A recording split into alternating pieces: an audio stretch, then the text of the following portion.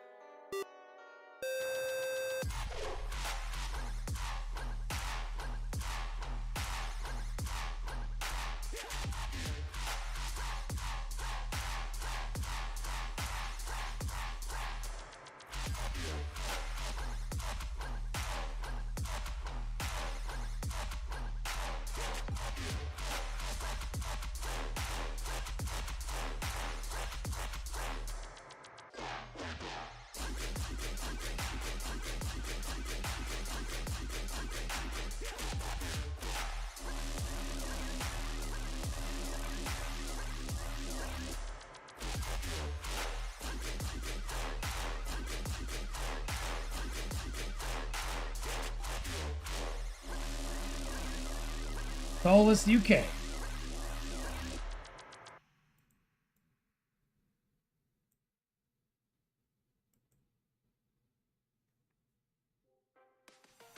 Wolf Priest Carl.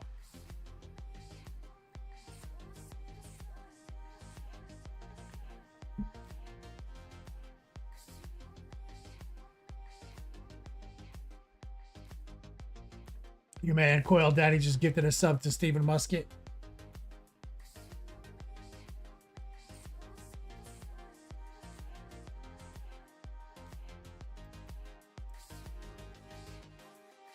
Show your boy some love.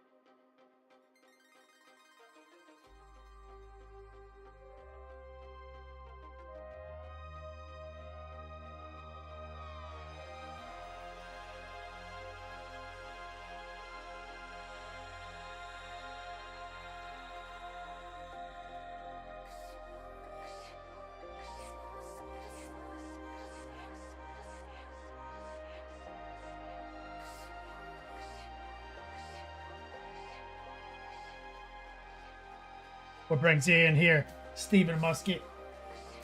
I'm gonna go live on the gram. Start boosting.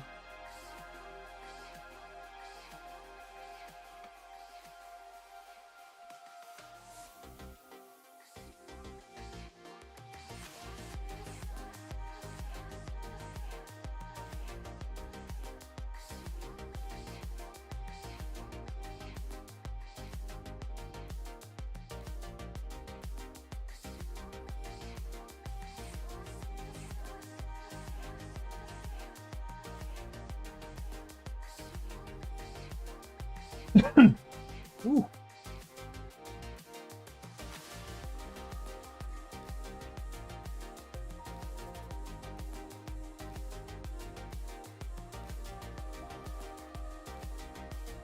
Live on the gram. Well, Daddy, ready for some NLP action. My man Wolf Priest, Stephen Musket, new to the chat. Looks like Tolless, Recoil, Ian, Go Boy. Can't forget about Go Boy.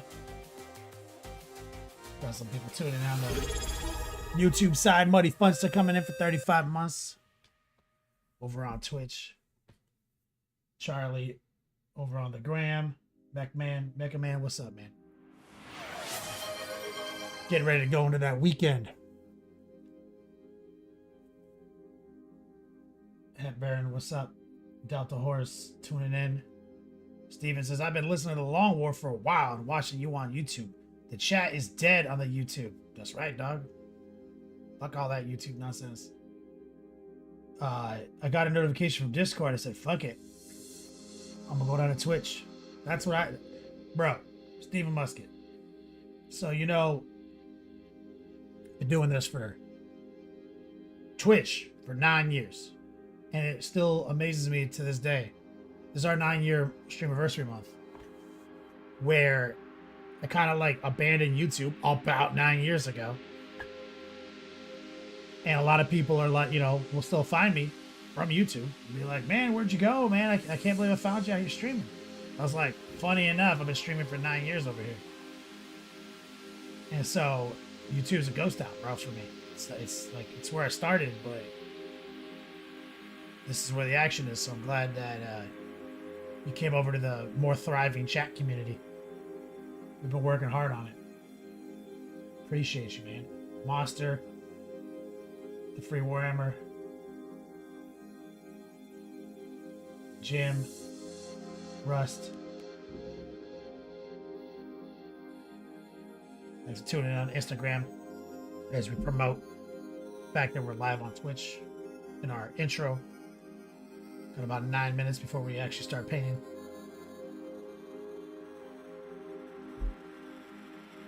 Smoking. Scotsman.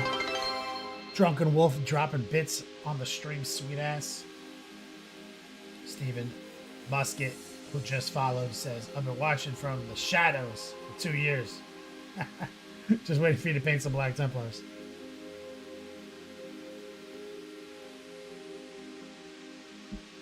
Spoiler alert.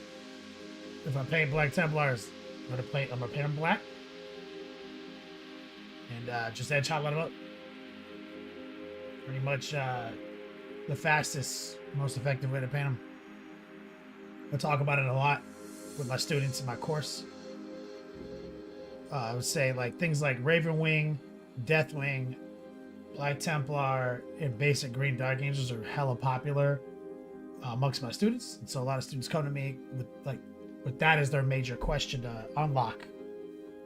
And I just tell them every time, I was like, you know, I'm gonna teach you how to airbrush. You're super dope, but then you're gonna think about how to airbrush Black Templar, super dope, and you're just wasting time. Like, if you want to do like a two-tone transition, black to gray, then you want to hit it with like a black wash, and then I'm like, bro, you're just wasting steps. Just hit it with the sickest black you got. Skip all those other steps and just start edge highlighting. Black is actually secretly the easiest paint to edge highlight, and I prove it to you guys all the time on Twitch.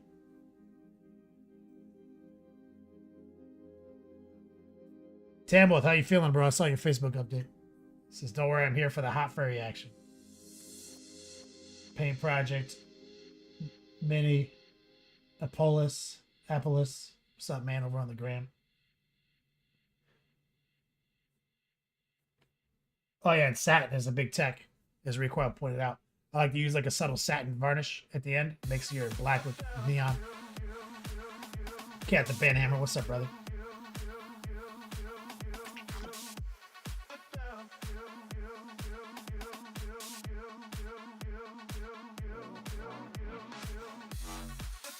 Steven Muskie says, my airbrush skills are non-existent. That's why I've been watching you. On Patreon, we published so we're doing some old school season 1 content with these Space Wolves. We're trying to do like a classic NLP 101 workup. Like, we're using just like kind of like the exact techniques that built my system, which is commission painting, like putting out 2,000 point armies. And so we're not going to push any further than that on this project to show you like how good that technique actually is. And I've been editing them up like kind of like almost the old YouTube days. They're all on Patreon right now, including step 1 airbrushing for the new 2025 workup on the Space Wolves, because a lot of people have always asked about like the Gravedigger Denim combo. We just kind of updated it. We've been updating it extremely fast and in real time. Tanwell says, yep, can't lift a 500-pound motorcycle anymore. Lol. What were you trying to do? Like straight up pick it up over your head like a carnival strongman? Payne Hammer says, "Sup dudes, excited to have this stream keep me company while I rearrange the factory."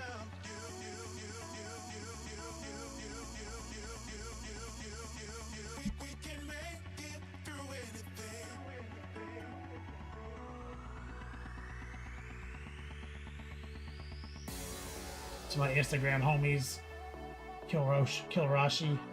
What's up, guys? Consider joining the Twitch action.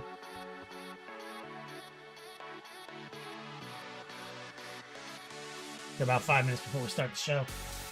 Keith, what's up, brother? Ty winning. Why are you over on the gram? Get back over to Twitch.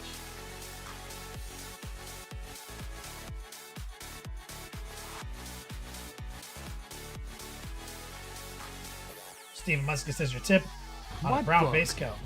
The unwritten book of the road. He says, for gold, that has been a game changer for me. It really does help, especially if you struggle with like the more precise brush motions and actions. It'll help. It's like an extra step as I talk about, but it's an extra step that kind of makes the other step not stressful, and so it kind of leads to a faster result. A lot of people also struggle with metallics, and a lot of that has to come with our moisture and opacity definitions that we teach. So a lot of people are kind of trained by GW to not raw dog paint.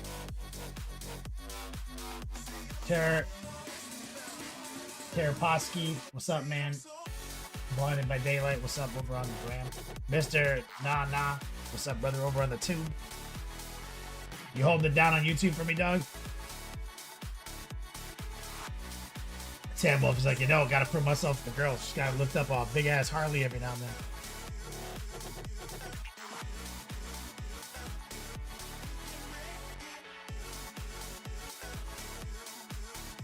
Blinded by Daylight says, the man, the legend.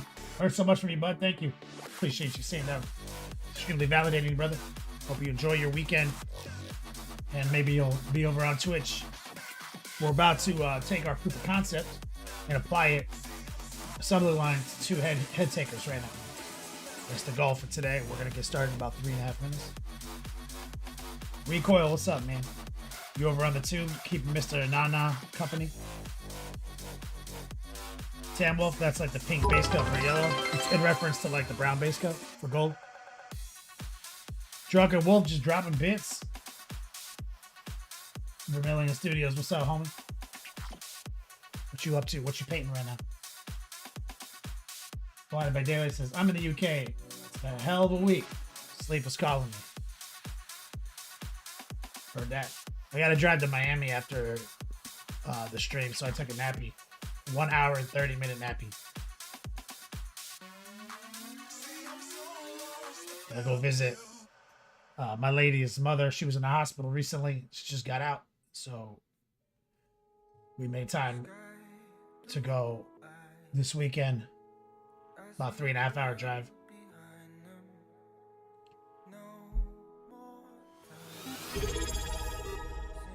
Templar, my dude. Thank you for the resub, brother. Steven says, last thing before the stream starts and I go back to the shadows. Oh my god. Can you go back to the shadows? Do you think Burvin and Bolters will happen again next year? Just spotting Outer Banks is within driving distance of me. We'd like it to be definitely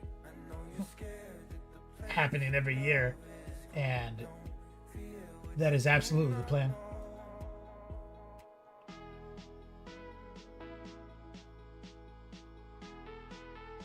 Among rocks and roots. What's up, brother? Thanks for following. Blinded by Daylight? Yeah, she's okay now. Thank you for asking.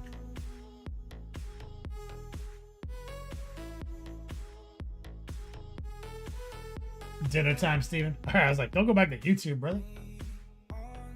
Papa Painter, what's up, man? Thanks for joining on the gram. We got about a minute before we get this thing going. I'll cut it off over here on the gram. Captain Banhammer says, still waiting to hear back on some shit before I can buy a tick to Bolters and Bourbon.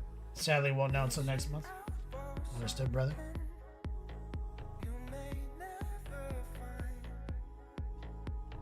Bourbon and Bolters, of course, is our luxury wargaming event in the Outer Banks, North Carolina. With the Black Stallion coming up in January. Tickets are live. bourbonbolters.com. We've got premium talent. 24 player cap. Tickets are selling out. It's a week long. All right. Instagram, we're getting ready to start. About 10 seconds. Tam Wolf, you still got tickets left? Yeah, we do. All right. Let's do it!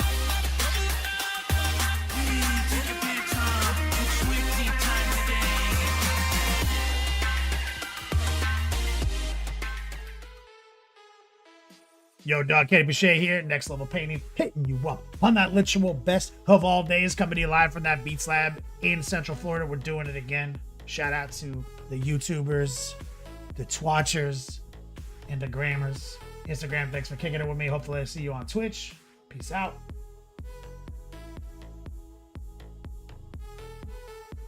Pre-show. Share.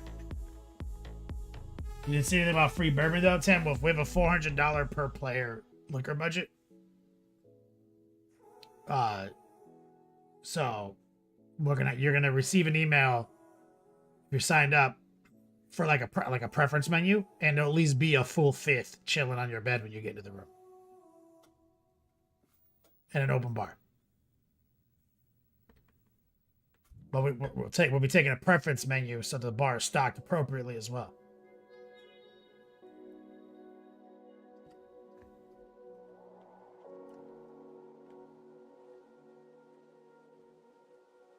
Okay.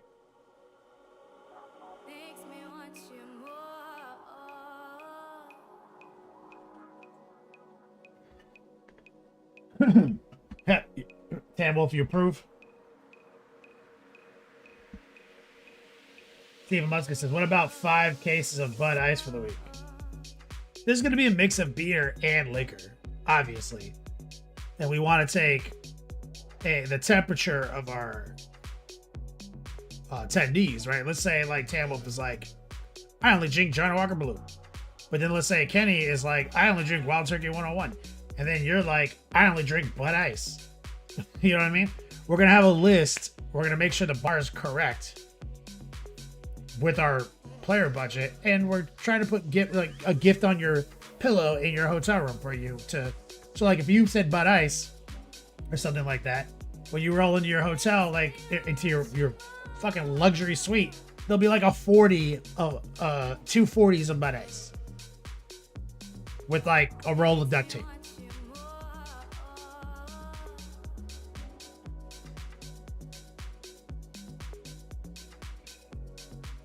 Yeah, Tam Wolf. I said Johnny Walker, Blue Label. Super overpriced PDS scotch. Isn't that what I said when I referenced you?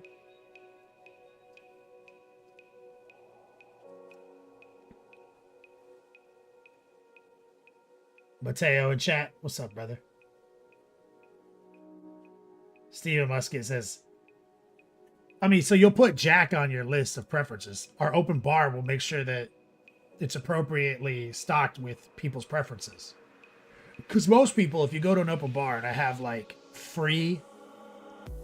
a free list for you guys, and like, let's say Blue Labels on it, most people who are like whiskey and scotch drinkers are going to just get the free Blue Label. But if you're like, nah, I'd rather drink Jack, it'll be there too.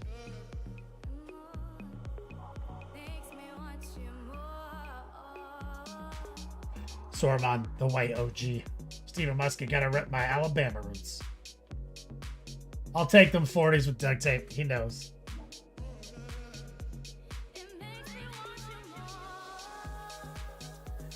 Templar, blue is for the lowest of class. Yeah. Johnny Walker Blue Label is like...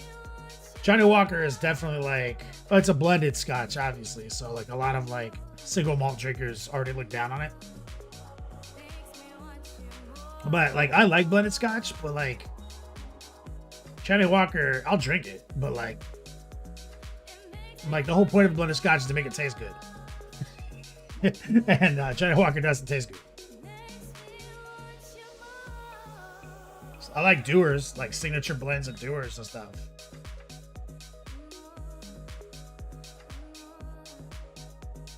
Saruman, Hobo 1, this is Hobo turn to channel 3.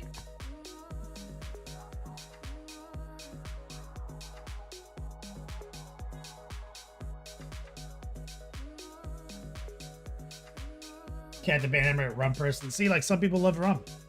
That's why we got it. Even though we're like saying bourbon's fancy, some people like fancy rum.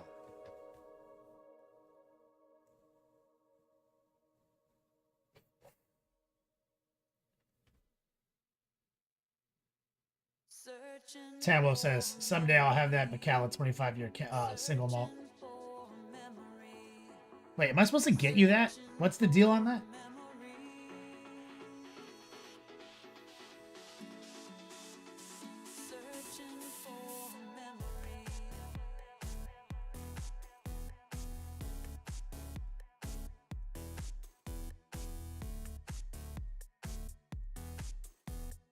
Only if you can afford $2,000. Oh no, I can't get you that.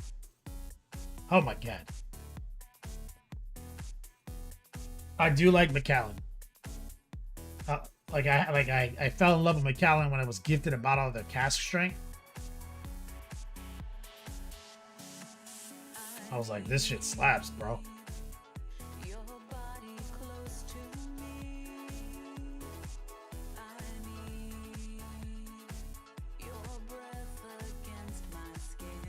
Ray Pray 1-to-1 Scotch and Tia Maria. I don't know what that means. I don't know what that is. Star Monsters have some really good aged rum. Very different flavor than Captain. Yeah, I mean, you can age it. Like, rum is just Caribbean moonshine, bro. Like, so you can take it and put it in a barrel, just like corn whiskey, which is American moonshine. And you can put it in a nice oak barrel and age it.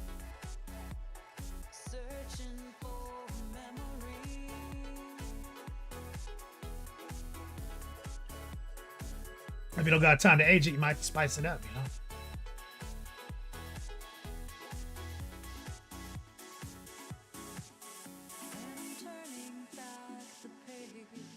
Coffee liqueur. You won't taste the scotch. Oh, you hate scotch, got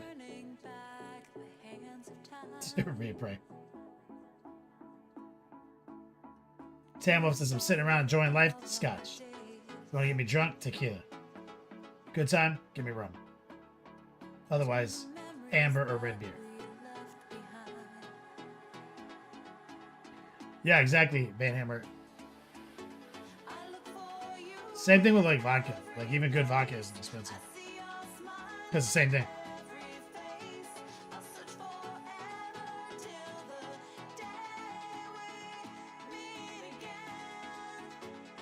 Templar says, pro move, mix up some old-fashioned and throw it in a barrel.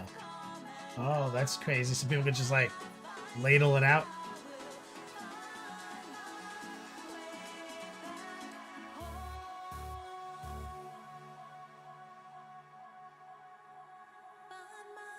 That's pretty cool.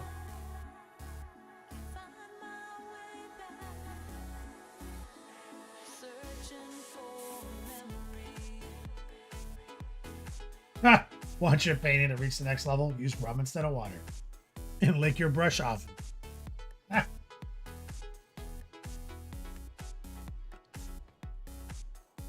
Yeah, we're gonna have a bartender catering the evenings of the event. So people will have access to the liquor whenever, but we'll try to have like a fancy bartender in the evenings. Like one of those like hipster bartenders.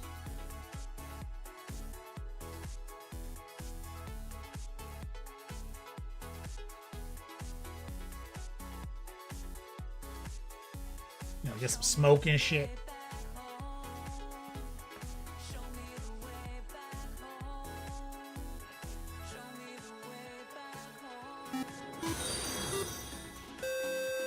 Sank 53. What's up, bro? So, as mentioned, going to Miami after the stream to visit my lady's mom who was in the hospital. Next weekend, I'm going to Puerto Rico. She's at work and proposing. So that's the big, those are the big events. And the month ender, therefore, will be Tuesday, guys. Literally the next stream. The very next stream is it, because I'll be in Puerto Rico. And so all the giveaways, everything. Meaning we're gonna be giving away. Oh, Ben Hammer. Oh, the boxes. What did I say the boxes were? They were there for October, right? The battle ready boxes. I can't remember what we talked about.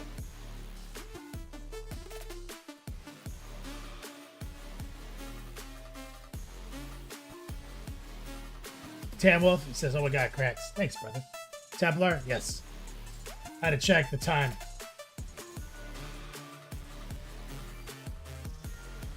We're good.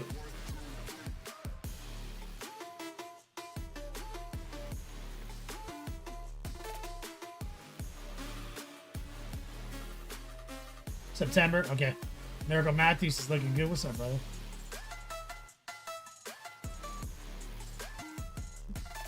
So yeah, so these will be for these battle ready boxes will be for September with these custom colors for battle ready boxes.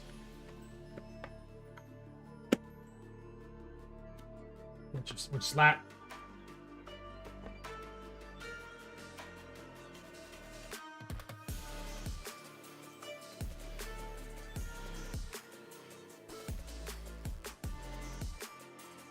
Temple says don't do it, run.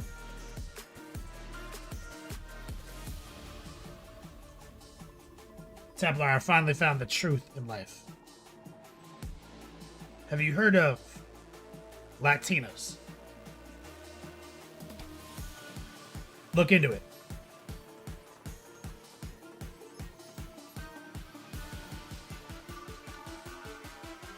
Tam Wolf says, hey, that t-shirt artwork was from Adepticon 25. Tam Wolf, you see it?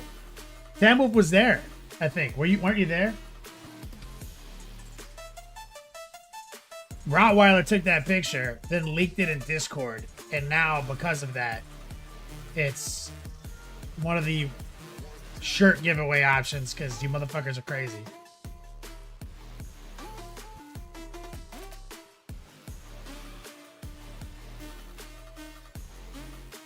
There it is. Bro, that is no, that's like, I look like a street hobo begging for change with my cup and someone's helping me up.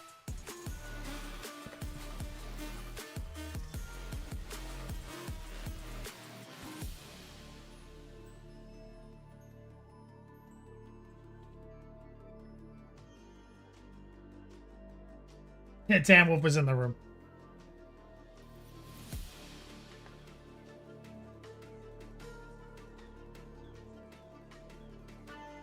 We had no cups. I mean, that hotel was such a downgrade. The venue was an upgrade. Hotel experience was garbage. Like, compared to what we used to have, like in the old place, our suite that we used to got for renting the Long War, not even comparable. Enigma Hobbies.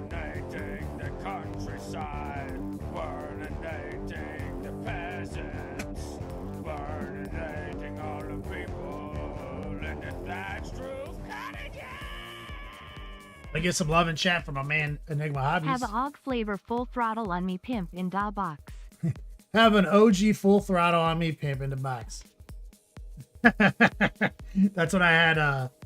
So Enigma Hobbies went and visited Wyatt in the hospital. He's like, anything I should give him for you? And I was like, give him a can of full throttle original flavor. Like I brought him one of those every day when he was in the hospital. I'll get some love in the chat for Enigma Hobbies. So yeah, the promo, Tam Wolf, exclamation point new art. Every $150 donated, we'll give away a free raffle ticket to the Space Wolf project at the end of the month, and it'll trigger a shirt giveaway. So the only way you can get these no hobo shirts is that way.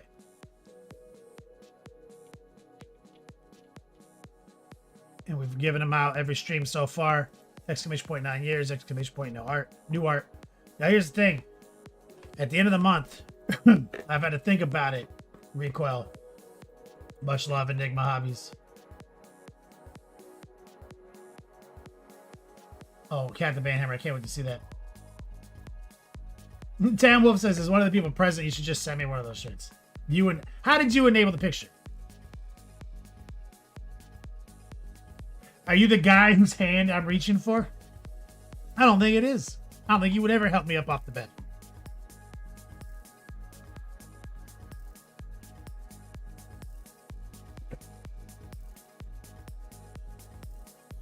So, in addition to giving away the head taker unit we're painting, the way we're going to have to do it, Recoil, is we've been taking names for raffle tickets. So I have to put those in the wheel. But I'm also going to let people buy raffle tickets. Right? So we're going to run a raffle. Okay? And everyone's going to buy in. Okay? And then we're going to have to take their names and add it to the list. We're going to see, like, when the raffle closes, like, Rottweiler's got 4, et cetera, et cetera. And we're going to have to put it all on the list. And then build our wheel. Because we also have other things we're giving away. So I'm not just locking out top D, Final Four people and random winners. We're also going to let people buy in on it. Right? We're not going to just lock everyone out. So we're going to do a little bit of legwork to populate the wheel. And so the other things we're going to give away are 10 boxes from Elrik's Hobbies. 10 boxes valued at about $100. Okay, I've got one open here. All right. And so here's what's in these boxes. Objective marker baggie. Ice shards. Space Wolf theme. Like ice crystals. 1 bag of base. 2 bag. 3 bag. 4 bag. Base add-ons. Bag of skulls. Glass paint agitators. Filing sticks. 2 paintbrushes. Gravel and snow flock. Or fine white sand and gravel. X-Acto knife. Tape measure. Little sack of promotional dice. A container of like D&D rubber dice. And apparently a couple toaster with QR code.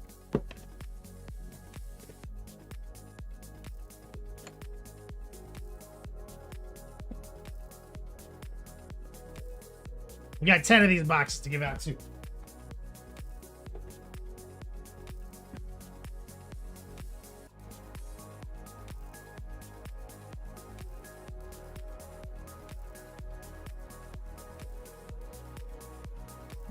I assume it's every box. I'll ask him. I'm not gonna open up every box, but I think he said they're all the same value.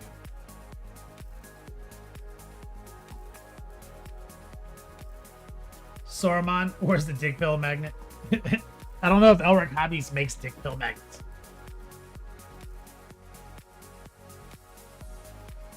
Tam Wolf throwing your first bro in the kitchen sink. Right? I mean, so we're going to be giving away the head taker unit and 10 of these swag boxes on Tuesday. And the way you're going to win them is it's a raffle. Everyone who's in the final 4 is in the raffle. Everyone who wins a wild card spot during the shows is in the raffle. And then we'll open the raffle ticket sales up on Tuesday, where anyone can buy in. And we'll probably make the raffle tickets equal to around $10 or $15 in Yo Dogs. And you get 180 Yo Dogs per show just for watching for free. So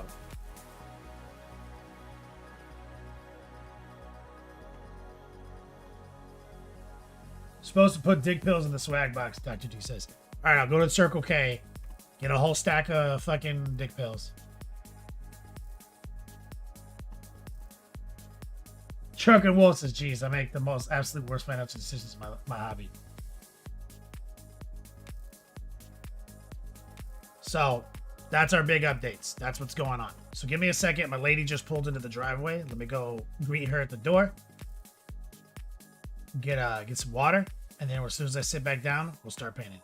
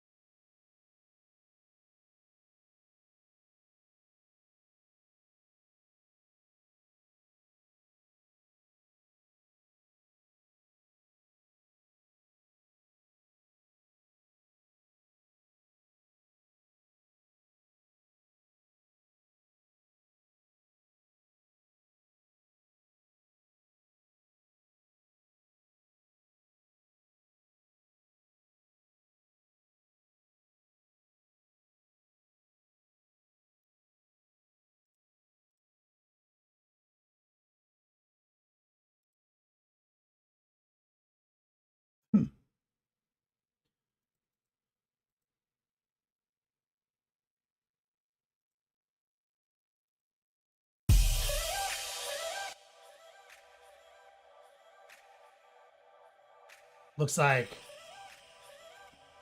my playlist died. Let's get it set up.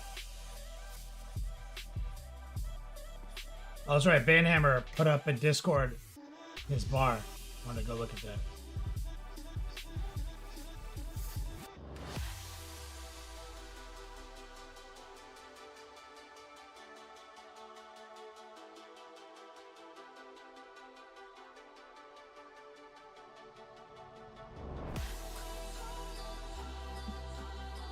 That's so cool.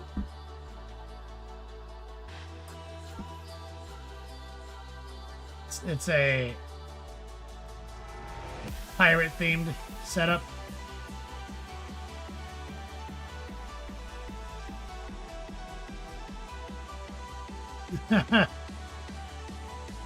Old fashioned, not a hand job.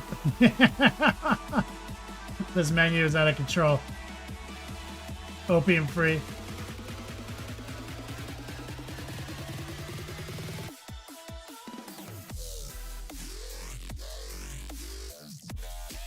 Your bar is awesome.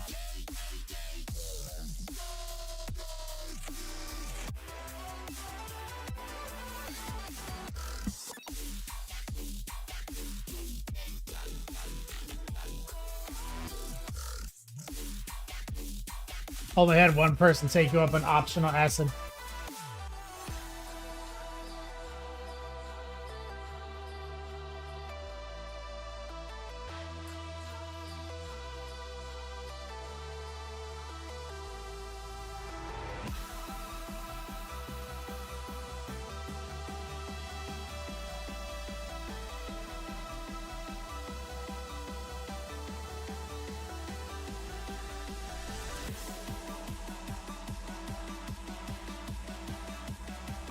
Oh, let's get these lights correct.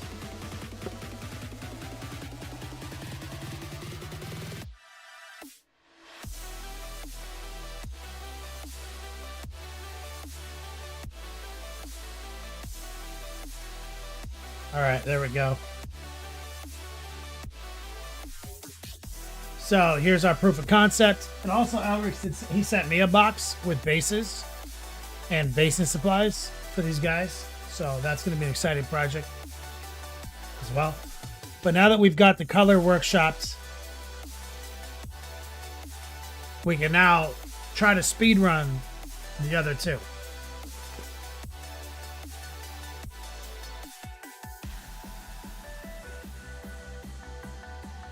I feel good about that. That's something that I would put on the table.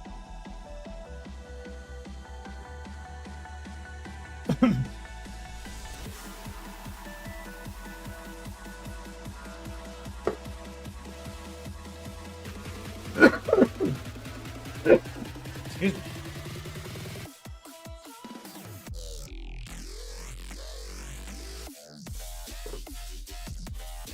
Uh-oh.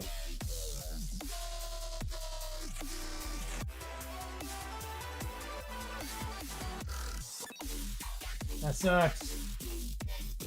I swear that my system is getting a little worn out. Like that doesn't quite fit in there anymore. And my handle.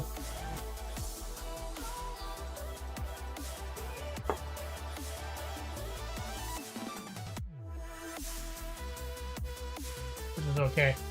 So I do have this handle.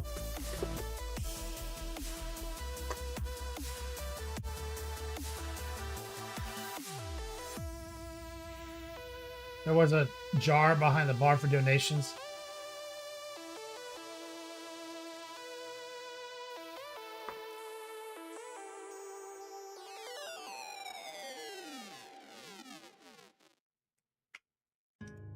Banhammer? Oh, you know what? I do have the STLs for these in my drive. Andy made them. Flying Monkey Paints.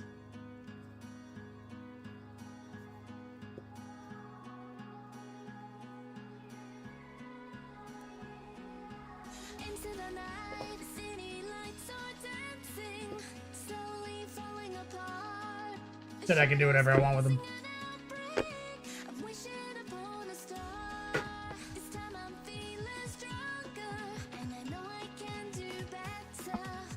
Uh-oh.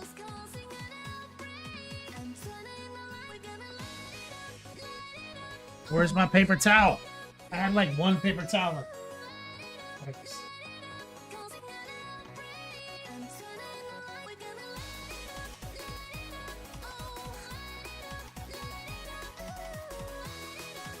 Well, we might be able to do another run of them because we only sold 20. Because we didn't have a professional operation.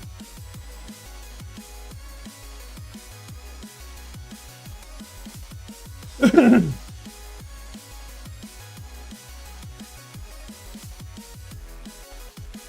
that a new web palette, Sam Whoop? Yeah, this is the the exemplar from Game Envy. I really like this one. Dr. D used up my last paper towel for the cat puke. Alright, so let's get the fuck. Try to remember what we did. What was the okay? The fur, I think it was dark flesh, right? And then we dry brushed like burnt orange over it.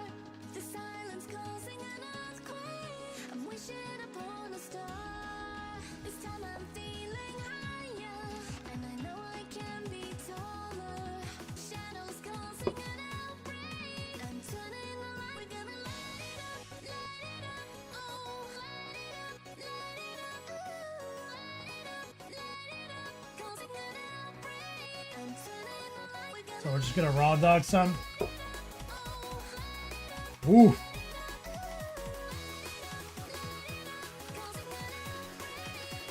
Got my number 6. We're using just straight up paint and a little noosh.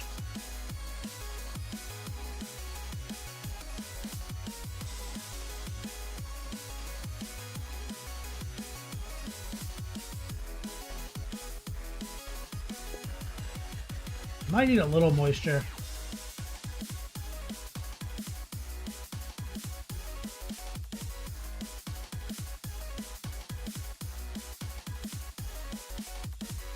And I'm just gonna paint this shoulder pad while I'm there, because I'm gonna have to paint that yellow anyway, so paint it brown first is fine. Let's grab a little dry brush. Okay. And this will help get it shoved inside of all the recesses back here. That'll save like 5 minutes.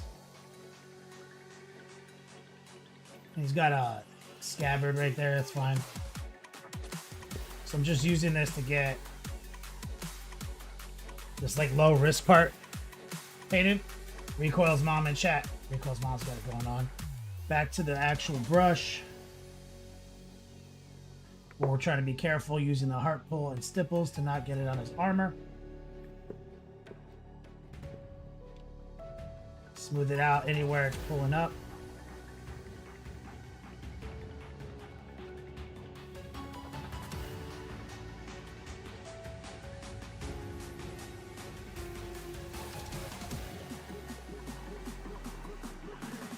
Want to get inside this wolf paw right here.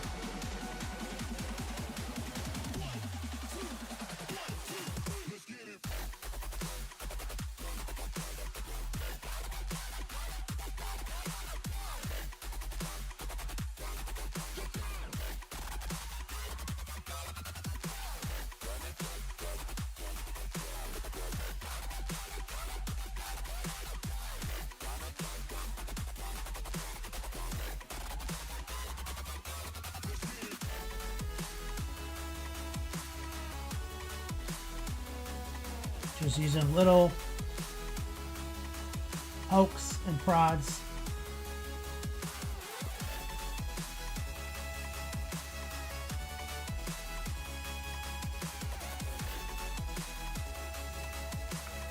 Let's make sure to invert right here. We're gonna do a little heart pulling.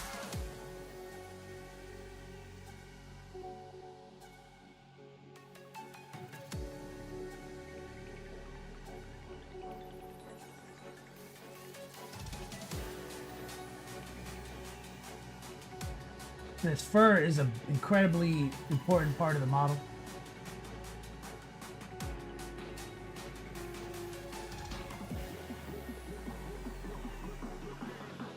I know I typically don't like it when the spatial models have like shoulder fur, because I always feel it's like a wasted real estate for dope airbrushing.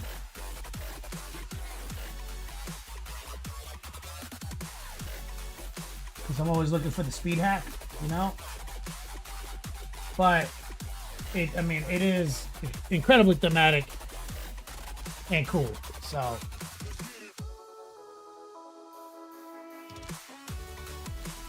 let me rinse the brush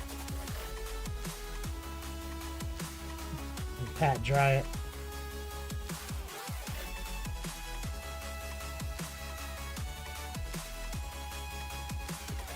We're using the dark skin tone, dark flesh, because it's got a pretty warm orangey undertone, and I'm trying to make the fur trend that direction because of color theory stuff. Since the armor is cool, I'd like our fur to be, you know, like brownish, but believably fur colored, but like trend it toward a little of that orange.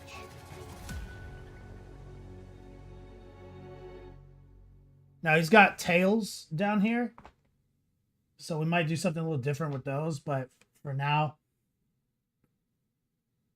this is still going to be a solid base coat.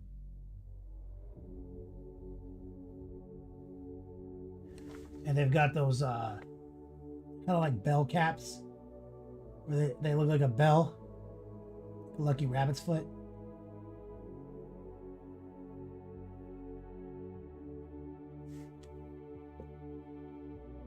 And you might as well just paint those the brown too.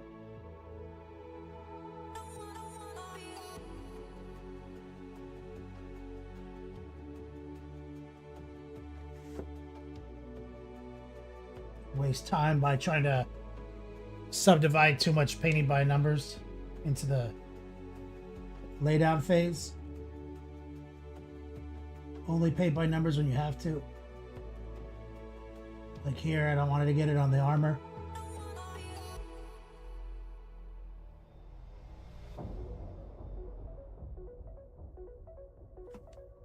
Now, he does have joints that I haven't painted yet, so I'm going to have to remind myself to paint those joints back black later. But the cool thing about a gray paint job is that a black wash counts.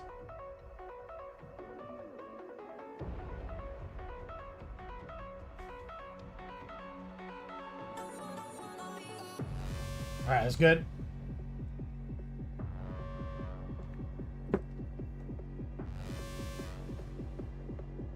Got another one of these caps. Rico asks, could you airbrush the fur effectively?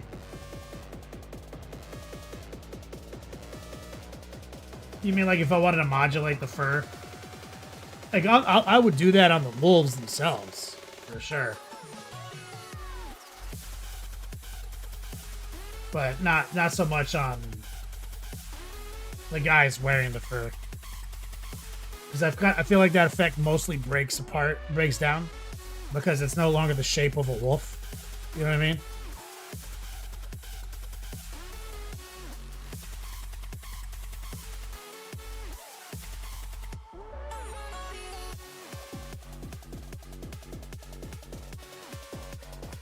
But I mean, I still wouldn't airbrush it if I was going to try to do it. I would just kind of glaze it up or dry brush it that way.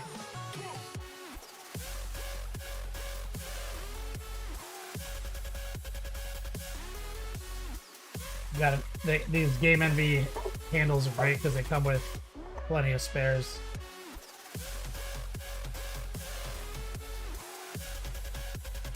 Grab the little dry brush again.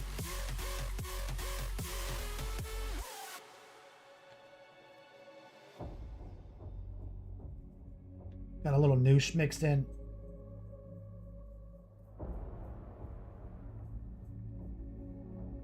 And this helps really jam it inside the fur.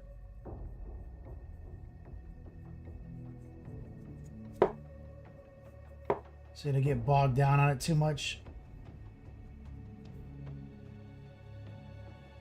It's good enough. Switch to the detail-oriented approach. Gonna just lay that tip right up against his little medallion with a stipple and then a heart pull. But remember, on the shoulder pad, should kind of paint, Because these two have more peeking through.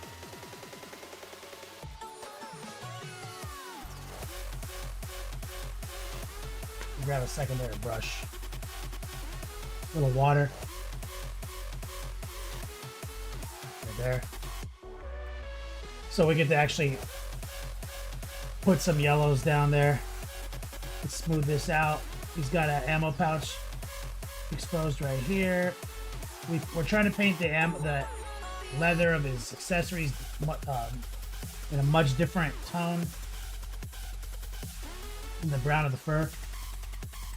You don't have a lot of options with the fur. A lot of people do like gray wolf fur, but then like you end up having like gray on gray.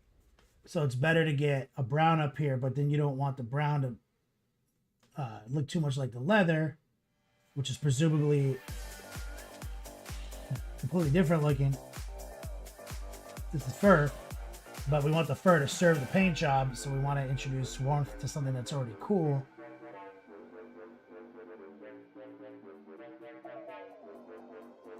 So we just kind of mapped it out. It's this flesh, the dark flesh works really good with the burnt orange.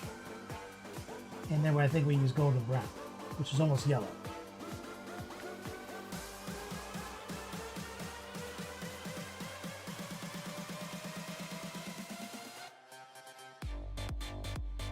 So you can actually see that shoulder pad a lot.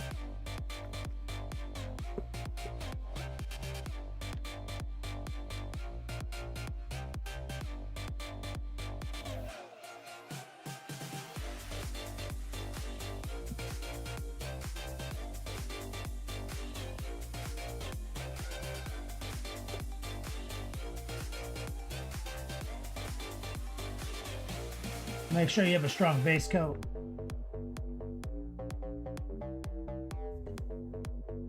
For sure.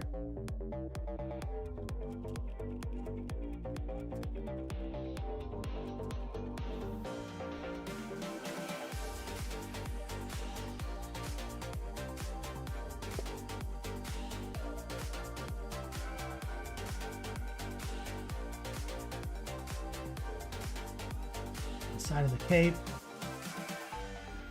This is great. Here, this is his shield arm, and he also has a gun hidden back here.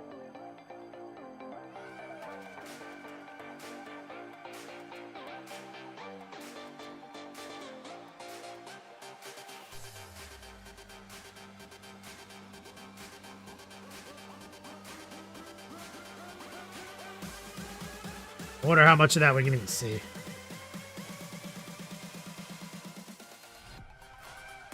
A little bit, for sure. Get a little moisture to kind of stipple on top of the gun, because I need it to kind of settle around it. We got a little brown on his elbow. Get a little water. Kind of turn that into just dirt by watering it down. And it's barely visible anyway. Brown is the best color. Requels, Mom, how you feeling? Rotate right here.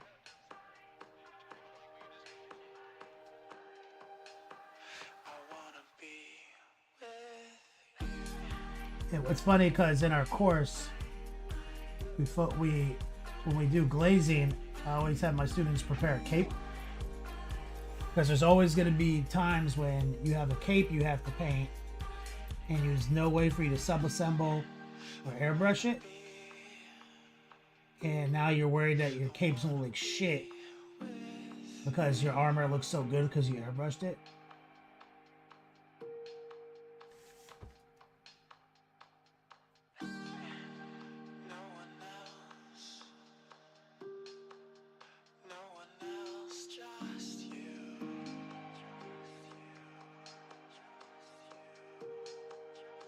Okay, we gotta get, so he's got a cloth, possibly leather, skin. So we're gonna have to make some choices here. He's got the scabbard again. We're gonna have to definitely lift some of these colors off of each other.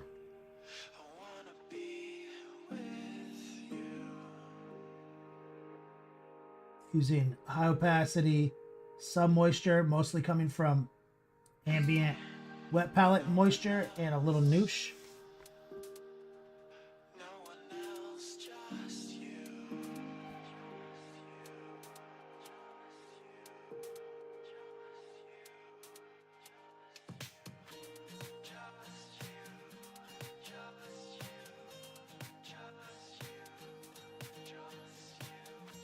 We're gonna have to subtract that as well. So we're gonna take a copious amount of product and just kind of stipple it up in the taint. Hard pull it down.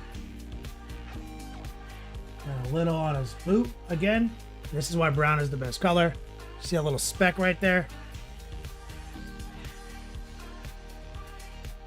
Take some water. Just let it be there. Fuck it. All right. So we've got base coat set there. We know where we're going, but we're not going there yet. That's a slowdown. We already moved slow when we set up a proof of concept. Most magic in chat. What's up, Doug? So let's now set up our burgundy. Track that shit down. Oh. Bro, I'm pretty sure that this has been sitting. How long do you think this has been sitting on my rack? How long has it been since this color didn't exist? Because I got like wave 1.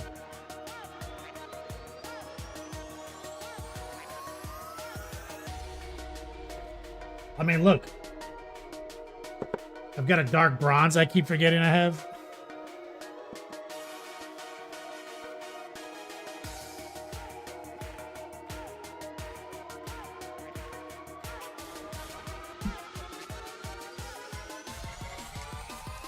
Okay, let's get the burgundy.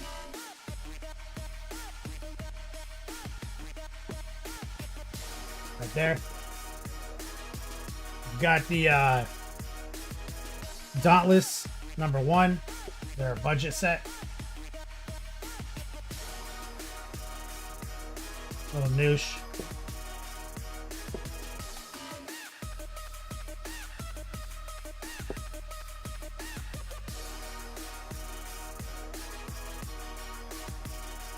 And I'm painting the hilt right here, the grip. And like I said, don't paint by numbers unless you have to.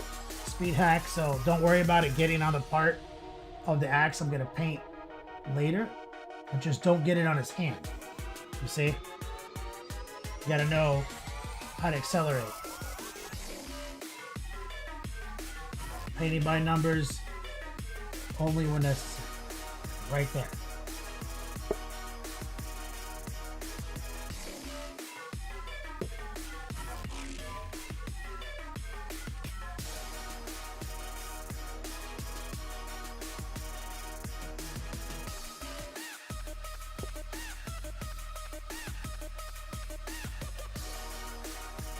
Like I said, I love this.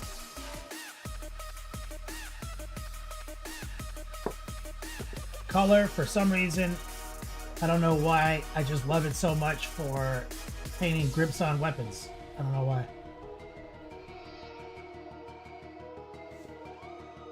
Using the Dauntless #1 feels good for this task. This is a return to 101 content, guys. This is how I would paint an entire army.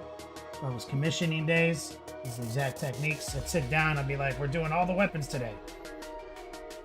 Right? Or more specifically, what I'd say is we're doing all the details. And I'd sit down with every single space over in the army that we've already airbrushed. And I'd sit down and like I'd say we're gonna paint all the capes, right? Brown. And I say like my goal is to paint them by lunch. So then hopefully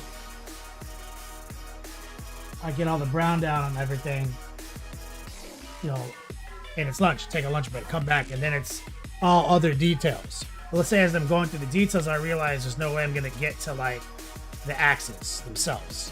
Then I'd be like, okay, like we're just going to run everything but the axes and then go to bed. Then tomorrow morning we start fresh on the axes, so we got to get all the fucking metals done. Hopefully take a lunch break and then wash them, right? Like that'd be like my rhythm. I'd have a calendar set up with all my tasks, and I try to hit those tasks every day.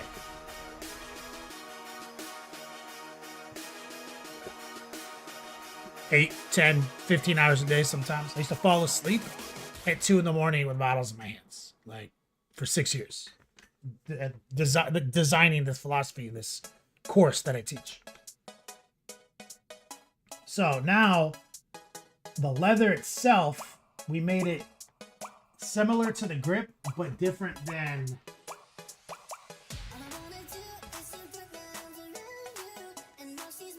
the fur. So I think what we do is we take some umber and we essentially 50-50 the umber with the burgundy.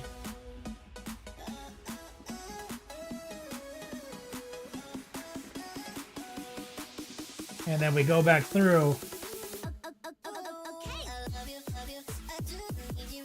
and reset those pieces of real estate real quick.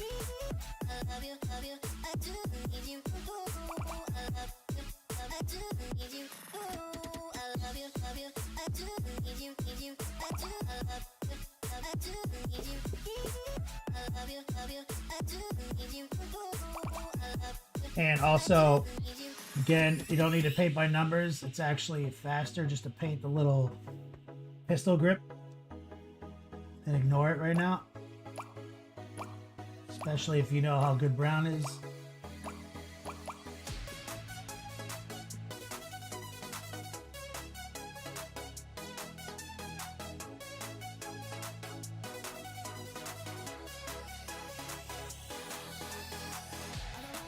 Okay.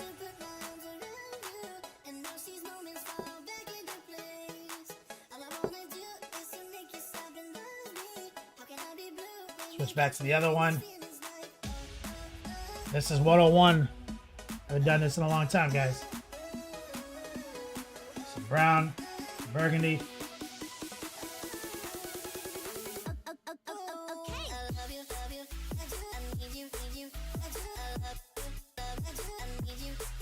And we gotta think about this.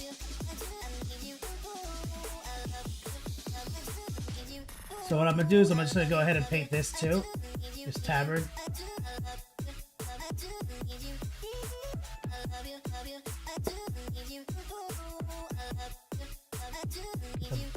Get what you can see of this holster.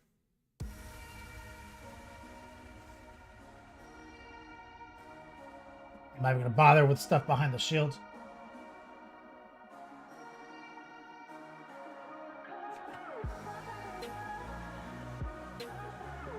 Alright, let's rinse this number 0 or this number 1.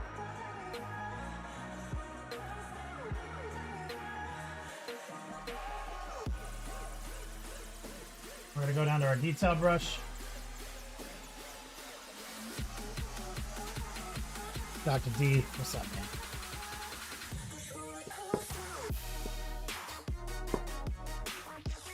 Take some brown, same rough mix.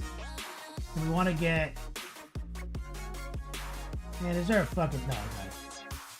A hair right here. Now I should have actually thrown a wash down first.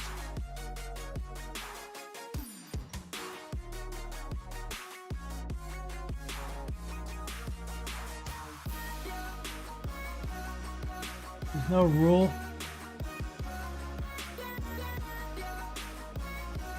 Normally, I would like to do a pin wash first, but there's only 3 models, and we're doing pin washing selectively.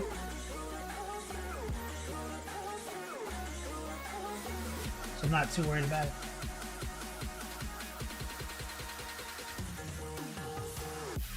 Stipples and heart pulls right there.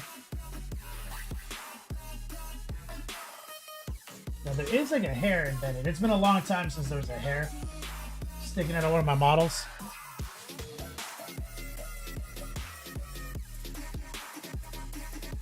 It's like kind of sticking on the strap.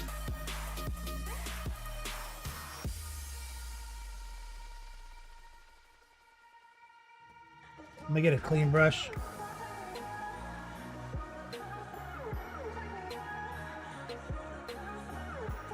So I can find my food tip.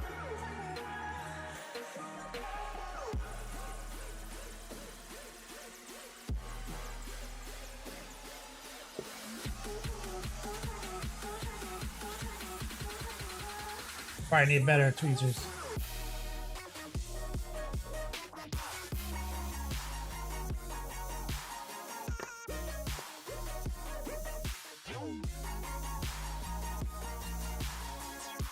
You know why this happened? Because I have cats now.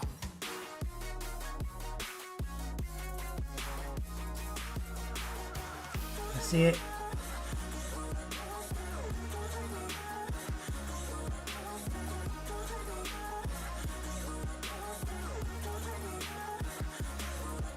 I might need to borrow my lady's tweezer.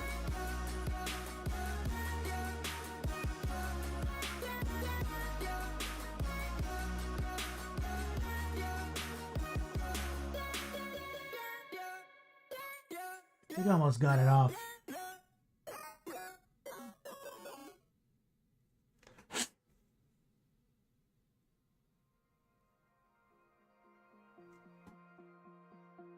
Yeah, we got it. We got it. Campbell, what was the colors used for the first airbrush part? Payne's Gray, Faded Ultramarine.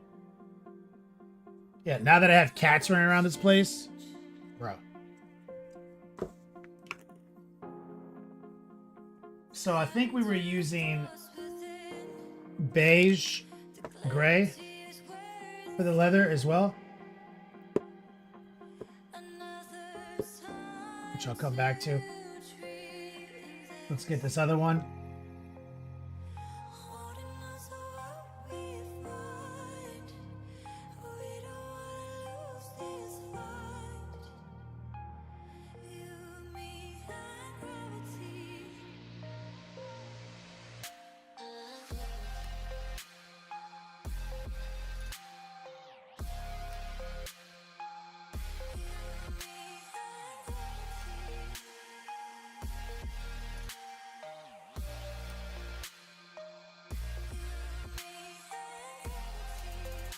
That little guy. Okay. Rinse it. Unhappy Dan, what's up, brother? Dark Horse tuning in. What's up, brother?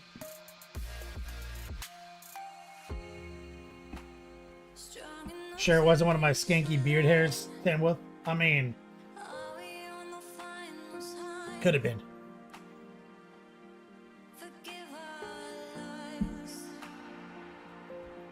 So we've got the beige gray.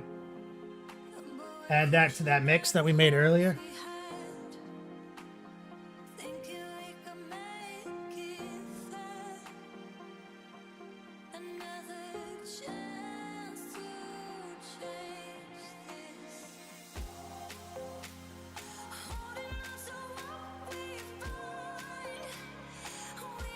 Subtract from that. Rinse it. Well, it's still a little wet.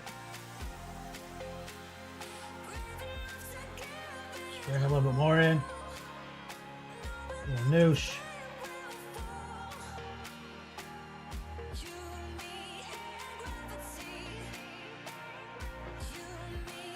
Some moisture.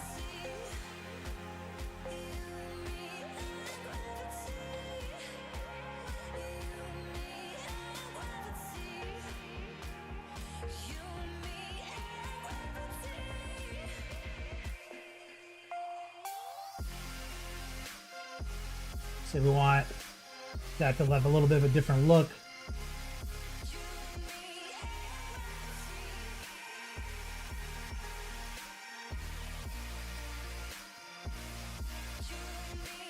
We might come back and even introduce more skin flavor to it.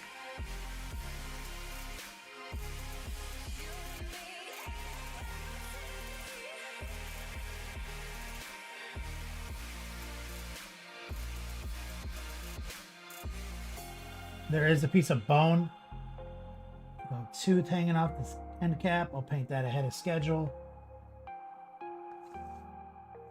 Oh, and I missed some stuff I see right there. Let's rinse, reset. Let's run back to straight burgundy. I missed that inner grip right there.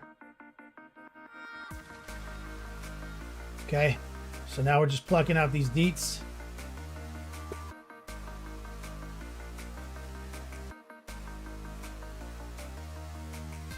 Using a little bit of beige gray to move that coloration out. So for this bigger piece right here, I'm going to go back to the base color. There's a little beige gray in there. I'm going to lay it down, grab some raw dog beige gray, and kind of just set it in as a kind of a highlight across some of those ripples built into the actual fabric I can see. Go back to the brown.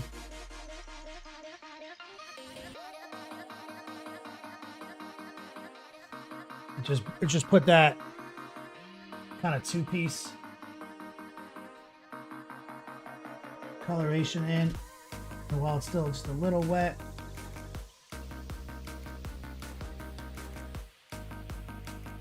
we'll hit this side of it.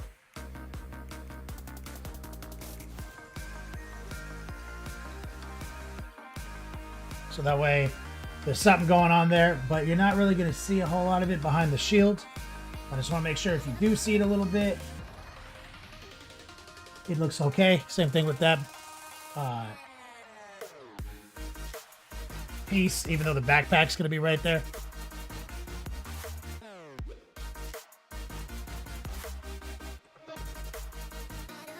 Are we going to Flavor Town? That's right, Dark Horse. Now let's go back to that beige gray. High opacity, low moisture.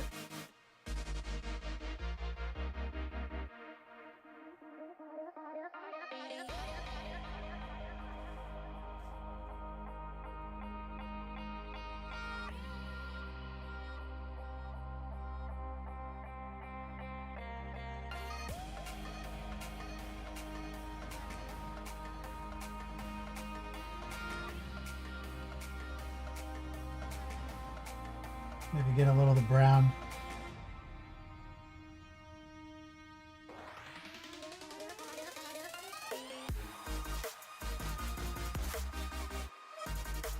I'm probably going to put a little wash on that thing too, but I want to make sure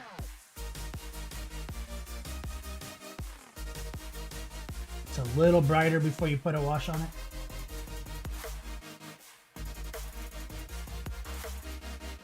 Again, there's like a little tooth dangling right here.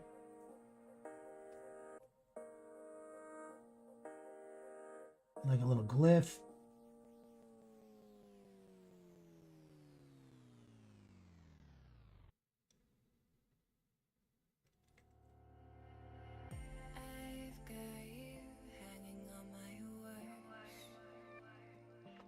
Mix that down.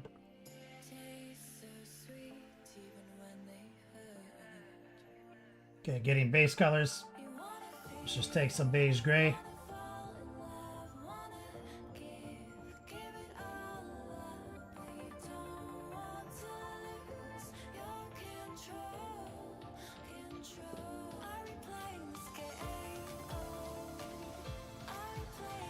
You just got a little skull right there.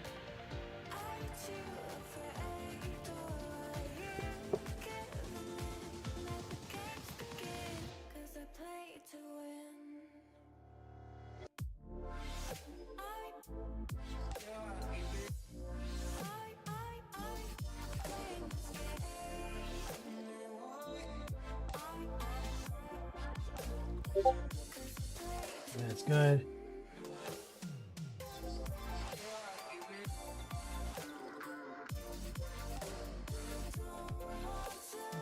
All right. Gotta keep pulling deets out. So probably already up to metallics.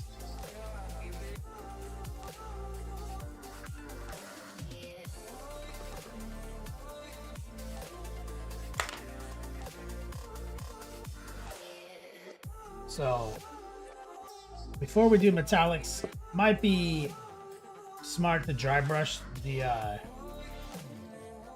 fur. I'm thinking, get that knocked out.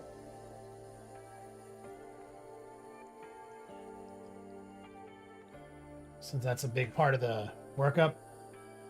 Baker, what's up, brother?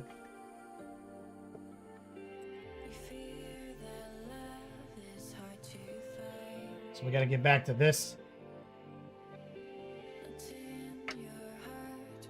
Francois, I'm off chill.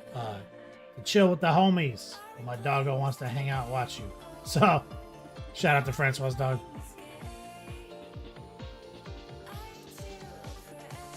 Oh, is the bot unsubscribed?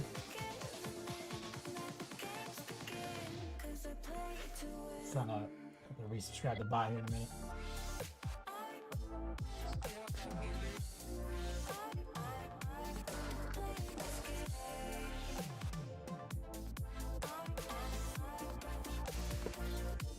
Do it. Good. Bot needs resub.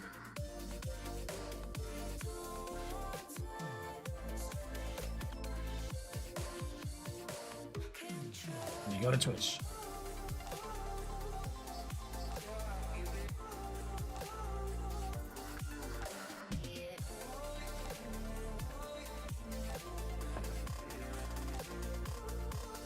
It's annoying because I can't subscribe to myself. Even my bots. Like if I put my card information in there, it says can't subscribe to yourself. So I have to gift it. But for some reason, I bet there's some hack I don't know about. Maybe a credit card or something. You told me 3 times, Recoil? Did you at me 3 times? Oh, I see. You did tell me. On. Gift sub to a specific viewer.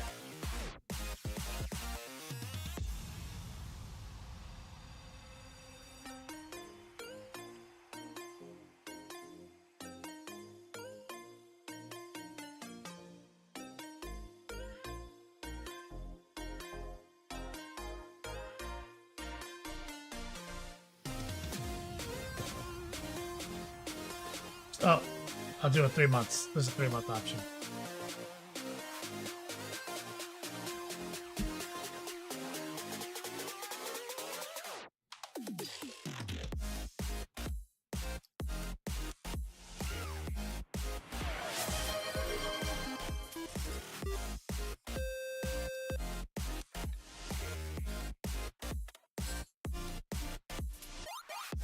Now let's do Yo Dog. Or Swolebot.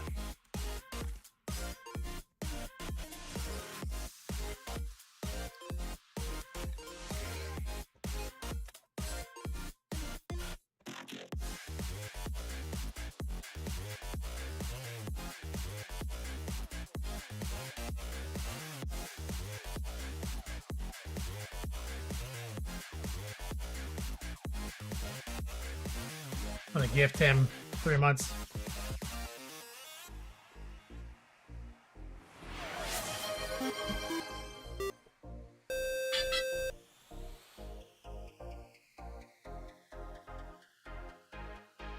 Got it. Is that my Twitch receipt? Yep.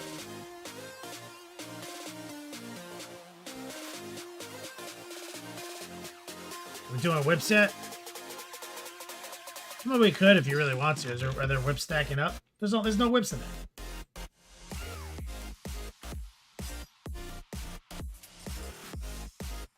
Let's dry brush these cakes. And then we'll do some whip.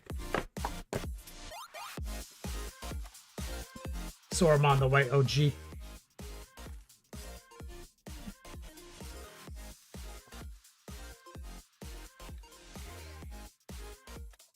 Okay, so let's get some burnt orange.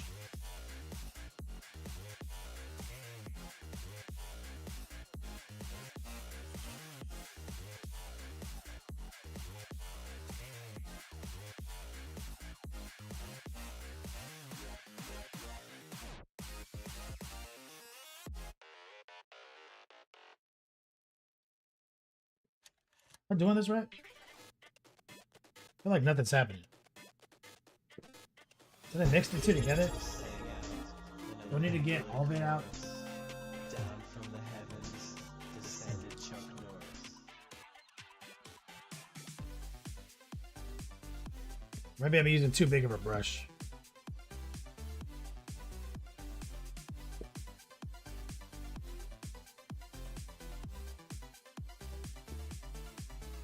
Me, oh man, what's up, brother? Thanks for the sub, brother. Yeah, I think I gotta use the little brush.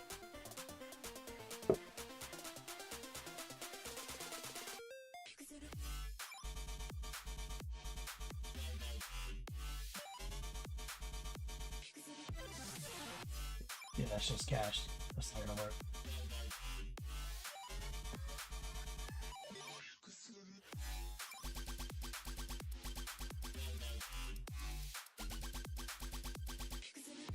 Burnt orange.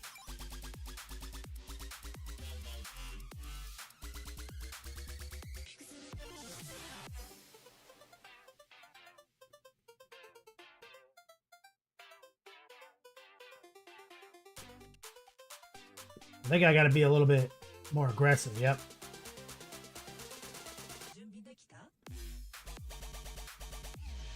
Yeah, not as dry brushy, a little bit more wet brushy.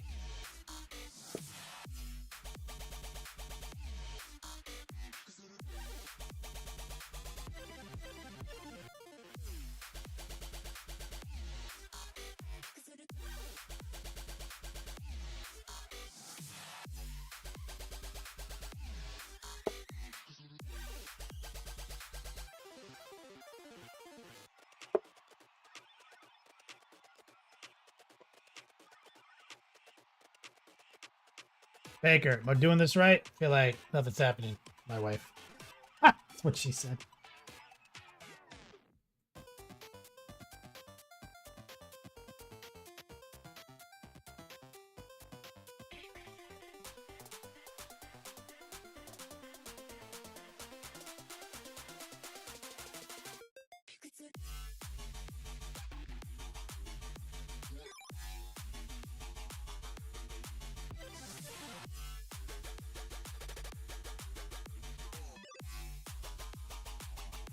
So burnt orange, just kind of using our small dry brush to kind of hit it in a kind of a loose, streaky way.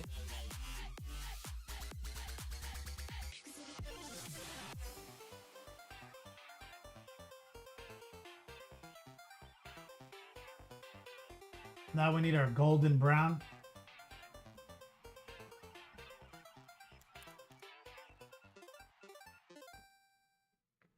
You'll see it's essentially an NM. It's actually like the same colors I use for like NMN sometimes.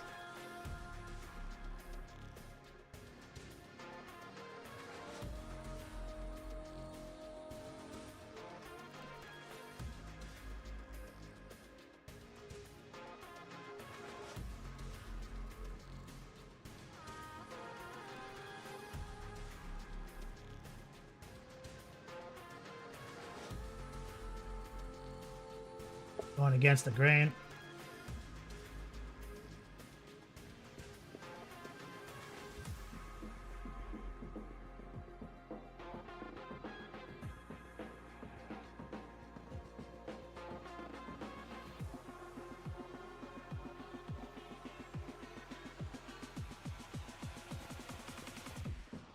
I'm gonna hit all of the fabric down here, kind of like a fast and loose blend with the dry brushing.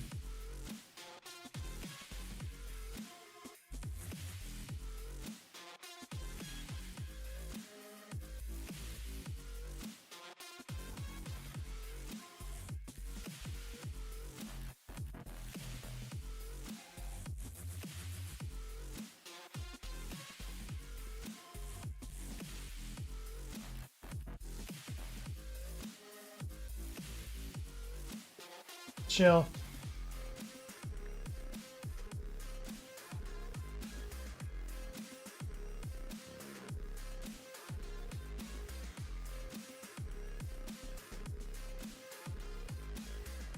I did on the back just to be in case I'm going too hard, kind of around the backpack area.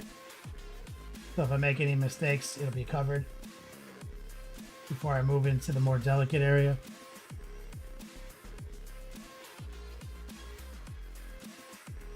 This one I'm getting right kind of for the jump.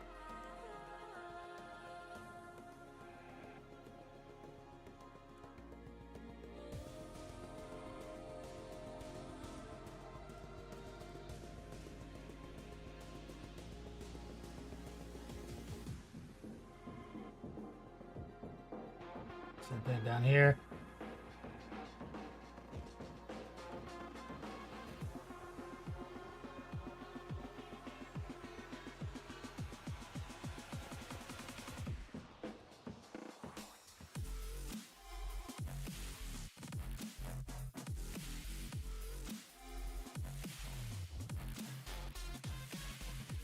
Go back to this one.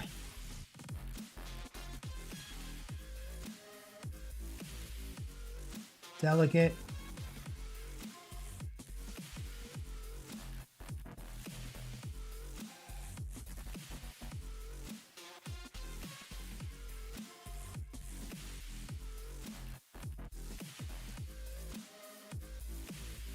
Yep, it's fine.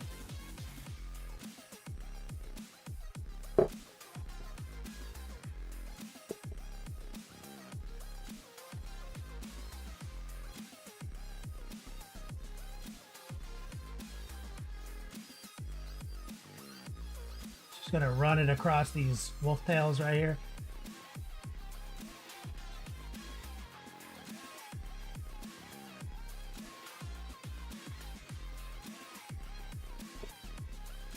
Between the legs.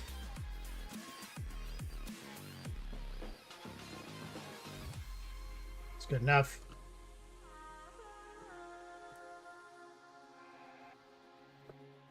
All right, so now feel confident moving forward.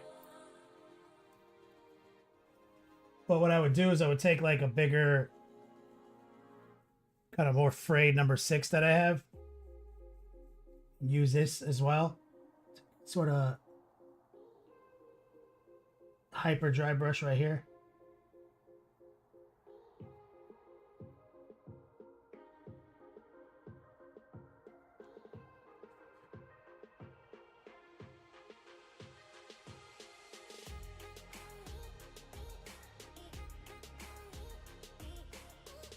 A little bit more targeted.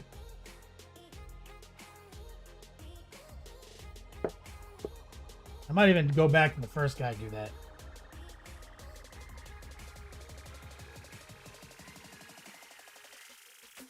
I like that.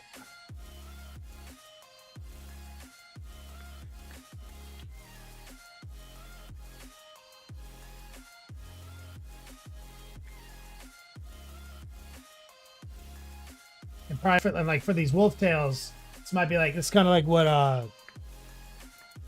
Recoil was talking about. I might want to change those up a little bit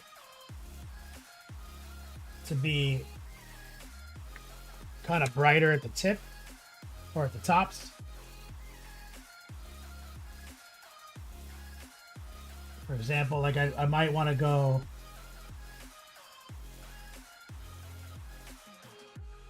and this is like a little wet, dry brushy, and I put a little of the beige in it.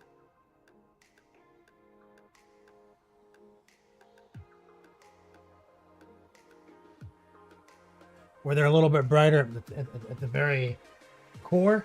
And then as they go down to the wispy tips, I will go back to the darker brown.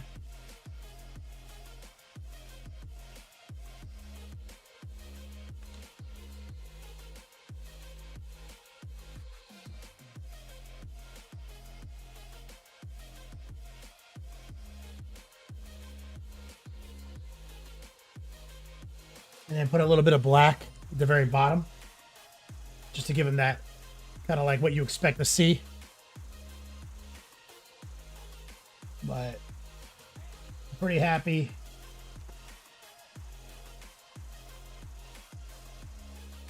He's got a full ass little hand hanging off of his cape right here.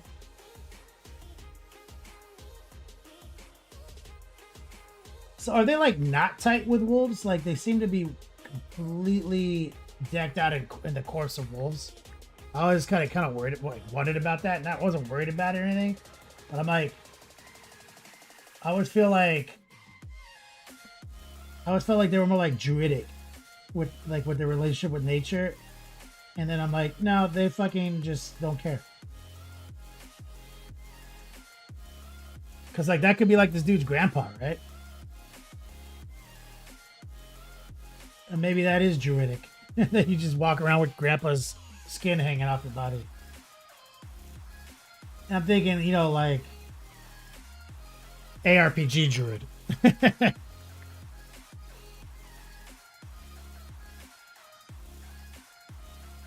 All right. That's a good stopping point. Now we can set up for a whip.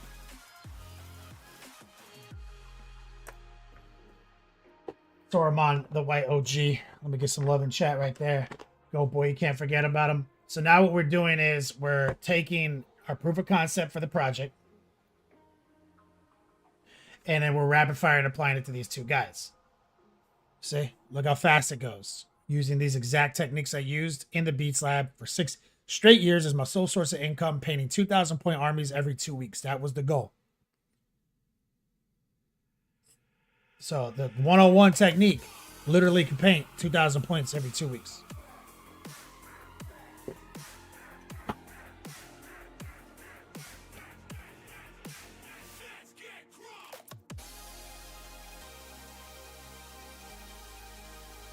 Baker says, maybe the pelts were Thunderwolf cavalry that got too old and died. It's like stuffing your favorite pet.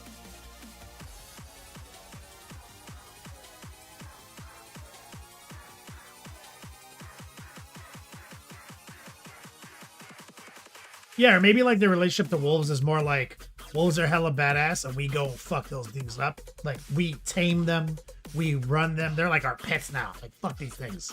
So maybe it's not like that much love. Maybe it's more like adversarial. I don't know. All right, give me a second. I'm going to hit the bathroom. BRB, exclamation point, whip.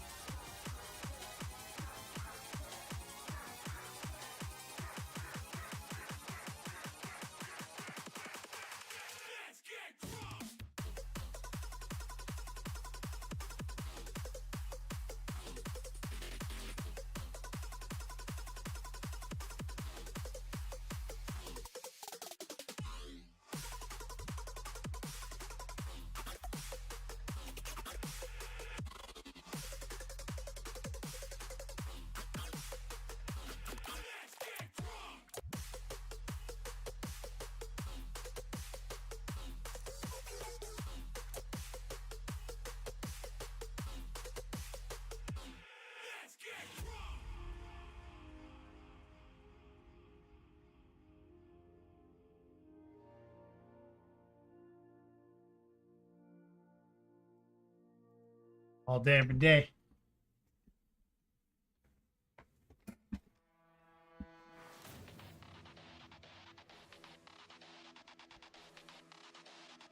There are no wolves on Fenris, just failed mutant aspirants. Is that lore?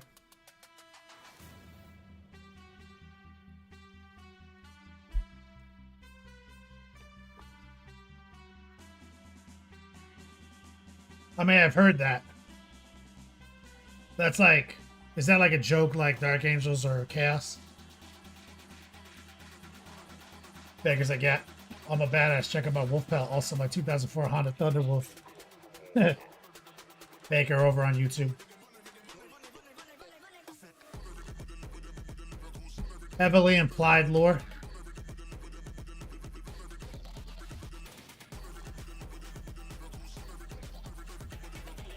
All right, guys. Let's run back into it. Whip session. Exclamation point, new art. Every $150 donated, we give out a raffle ticket and t-shirt you can't buy. This is Bam 88 Ancient.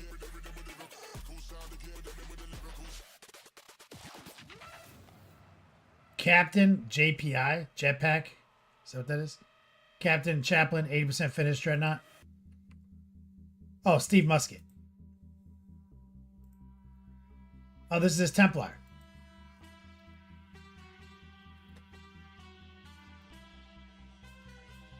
You're doing it perfect, man.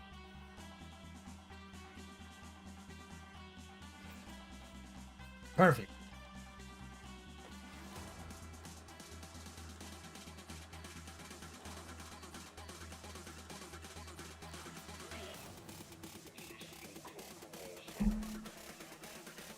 Campbell says there are no wolves on Fenris came from one of the Horus Heresy books with Thousand Suns Space Marine talking to Space Wolves about Fenris.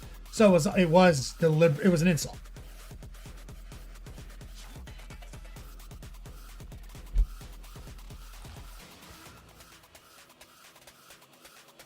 So yeah, paint it all black, and that's a nice black. Cut in all your details.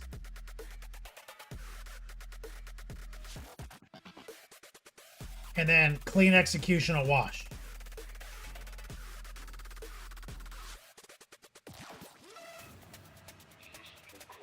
That's 80th percentile right there. You're top 80%.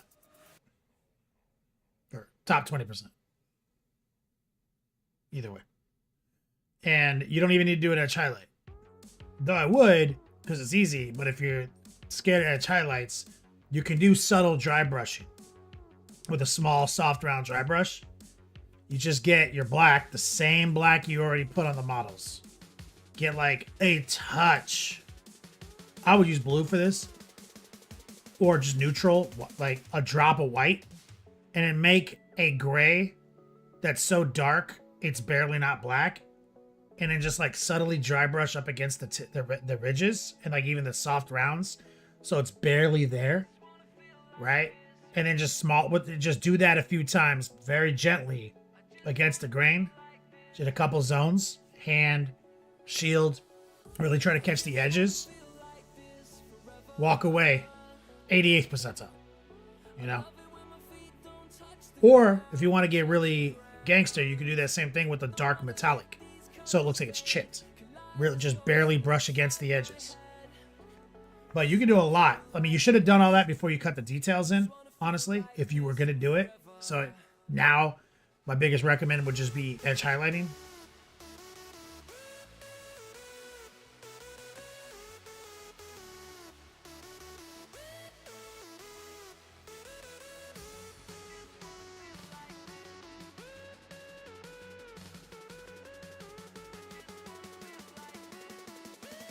You see, you're doing some of the edge highlighting on the Dreadnought.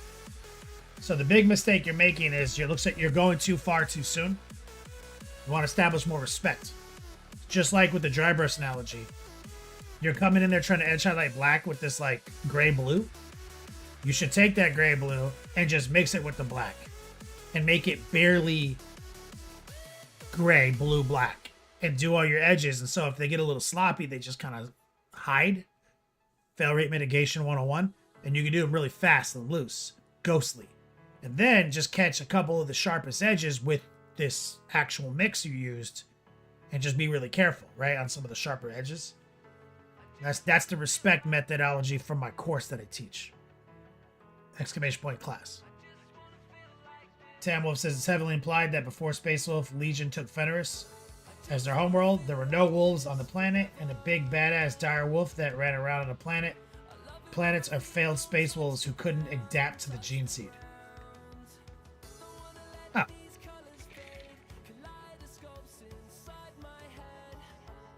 So like a thunder wolf is essentially an Astartes, has like Astartes DNA.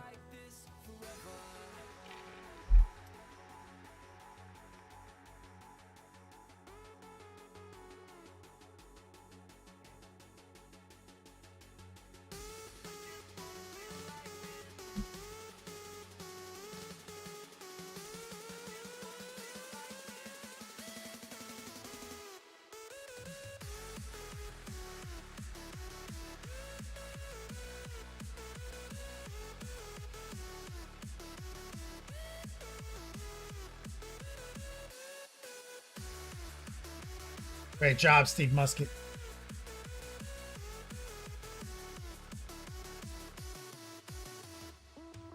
Recoil, going back to Spooky Ghost, my original plan to get the airbrush and painting skills back is sidetracked by other cooler stuff. Got a lot of Spooky Ghosts to paint. Everyone loves these. They are a really good airbrush friendly project. Are you using transparent blue? Looks like you were fading up, and then it looks like you went back and filtered with transparent blue.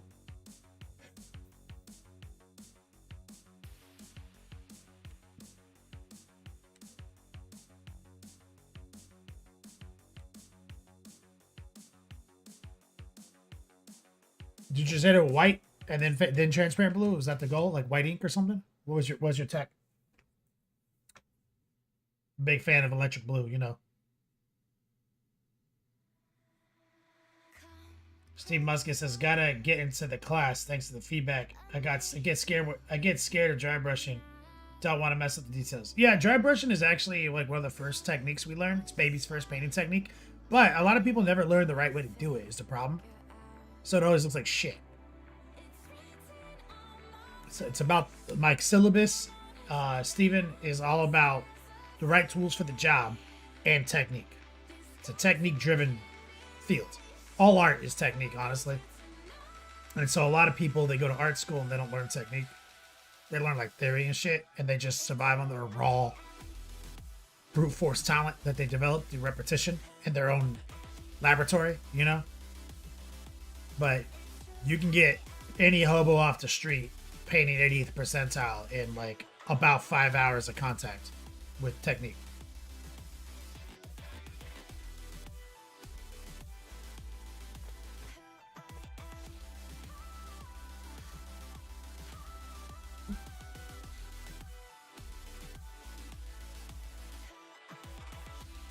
Recoil, no, that's not how you did it. Used Kaleido paints, blue, sky blue, baby blue. Oh, so that's just like straight up blue. Sky blue, baby blue.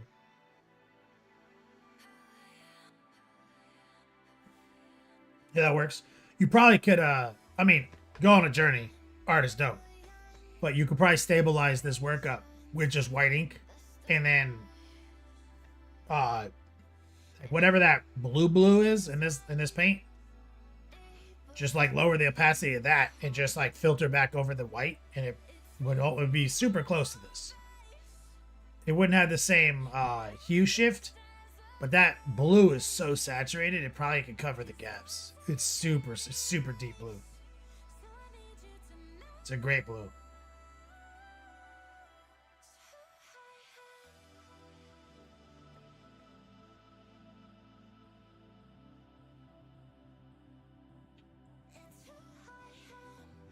Steven says, "I am confident with dry brush and just fear of filling in other details like trim."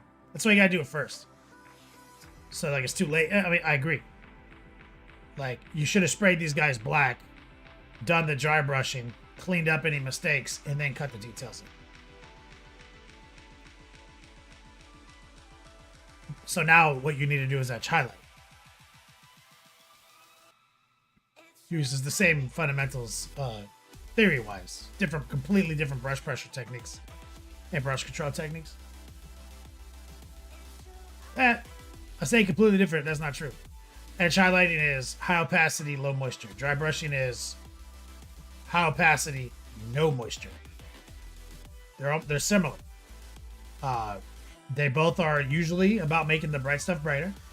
So they actually are very similar. Light brush pressure at all times. So I take it back. They're almost the same technique. They just use a different brush control strategy. Heart pulls and tracers.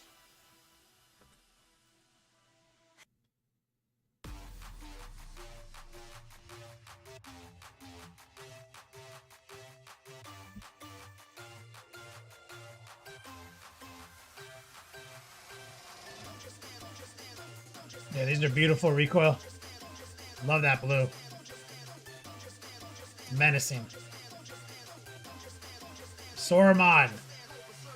Hulkbuster, let's go. Oh, you got the blue jets. I like that. Excellent. This is a little rough for you. What happened here?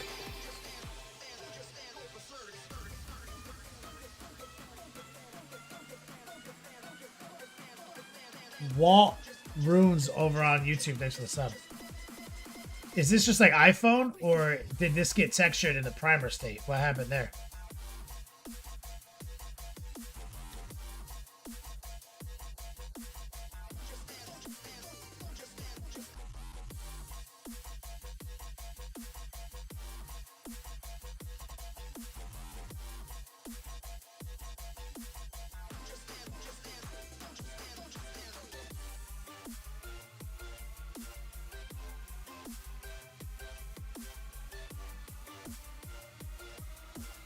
Yeah, this model's thick.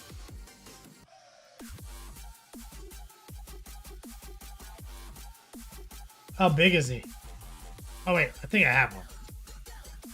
Don't I have one? No, I don't have one.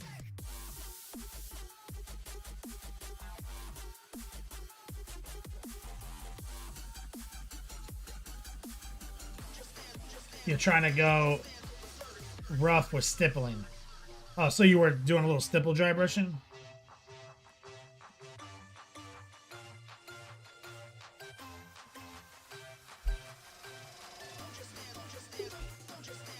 So a little stippling, maybe a little rough, and iPhone on top.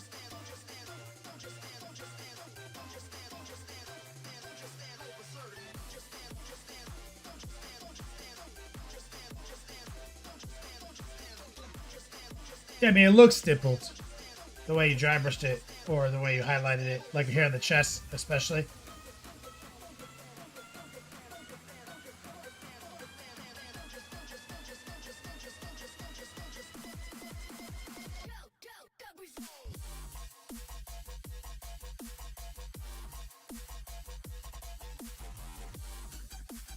I like the red too. The red looks like a car red, like a little more hot roddy, but beat up a little.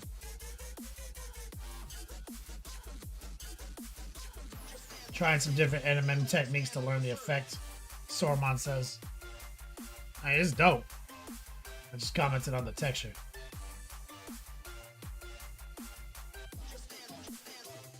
Recoil. Gloss paints are interesting to use.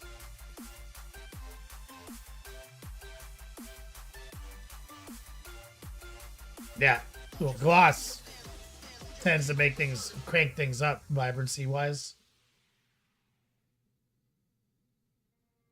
Recoil.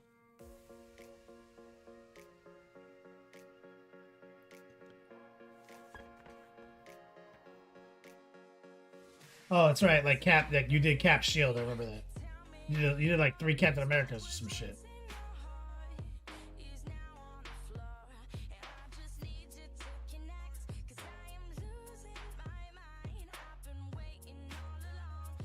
I remember that. This guy looks. I like the thrusters a lot too. Look that you tossed the blue in there. That's really cool.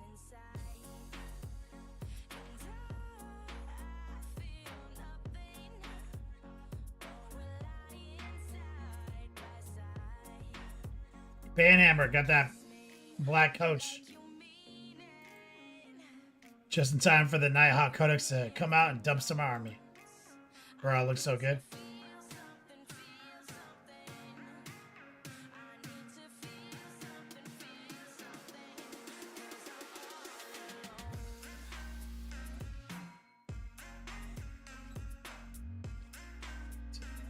Magnificent model. More of a mahogany coach. Sormon says you need to work on the consistency of your paint during the priming and basing. Been fighting with my airbrush.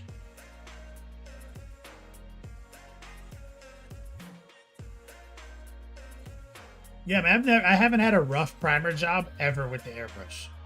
So if you airbrush the primer, it's probably not that rough. Like, I don't know. I've never had, I don't.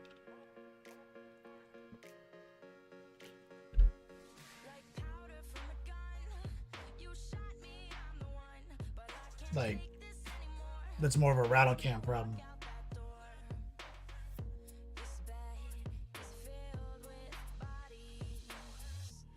Kai Ray says my Monument primer rubs off super easy. It's been a challenge lately. Yeah, like secret is all airbrush primer sucks. None of it's durable. It's just acrylic paint. Heavier bodied. So it's objectively inferior to cover it, like protection wise, like durability wise, to a rattle can. But you have more control and there's almost no chance you can fuck it up. So a good trick, Kyrie, is to prime your models, then varnish your models. You see, I've done that a lot of times here, where like I'll prime them up black, and then I'll just squirt matte varnish directly in the airbrush, even into the black primer that's still in there, swirl it up, and do one last coat with like the black primer, but it's 90% varnish, and like kind of lock that in.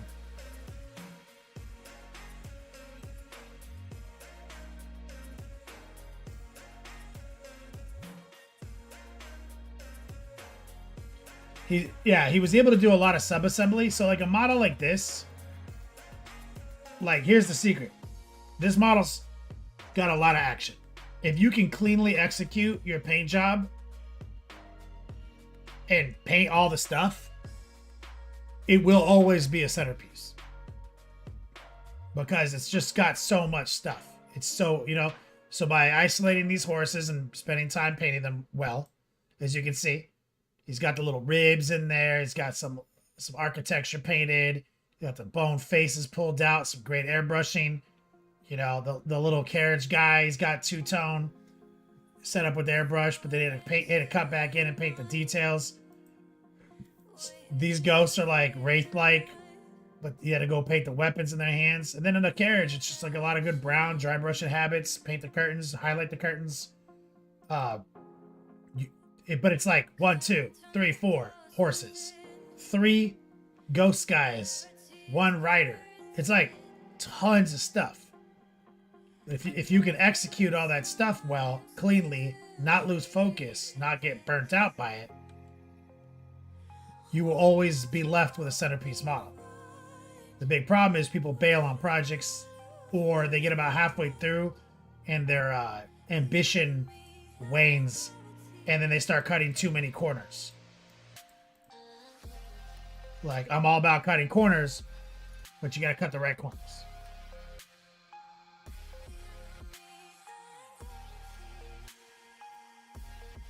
Hey, are you Dirty Mike and the boys? Your cats! Rub your dicks on the car as you run away! We are gonna have sex in your car! It will happen again! I want a signed shirt so I can wear it Adepticon next year and then put it in the Kenny shrine. Oh yeah, what's our rule? I'll bring the rule back. Recoil, since this is the second to last stream. That was a rule. If you just raw dog 150 and brute force an activation of our giveaway, you also get a shirt. That was that one.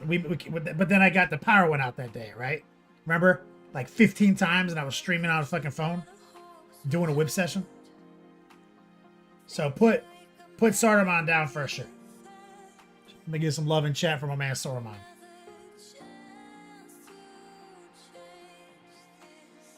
Soromon says, I'm thinking I'm going too fast in the airbrush priming. Probably too open and causing the paint to spit.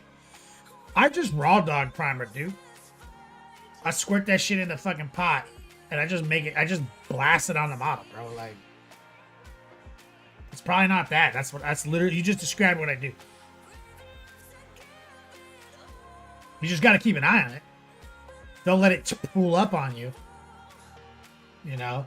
But like typically I'm trying to hit raw dog coverage.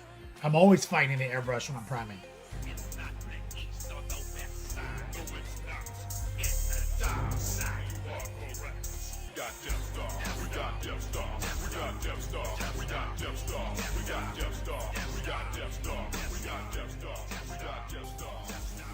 Yo, Recoil's mom, she's got it going on. Throwing down a 50 spot to the chat. Shit. Putting us in striking distance of a second roll activation of the raffle. Soromon, you were gonna say I need cheat codes for that kind of work. If it's not brush. I mean, a lot of you have to brush, but a lot of his he sub-assembled. He took his time and sub-assembled this really well, Soromon. But he also brushed the shit out of some stuff.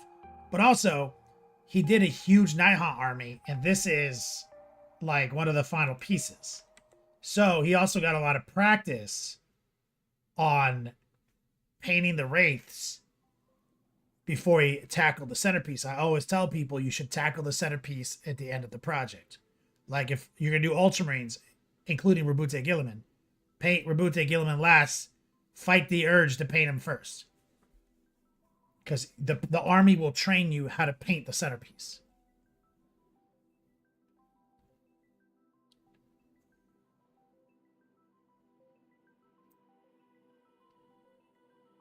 Idiot Rampage says I put a layer of ink after I prime.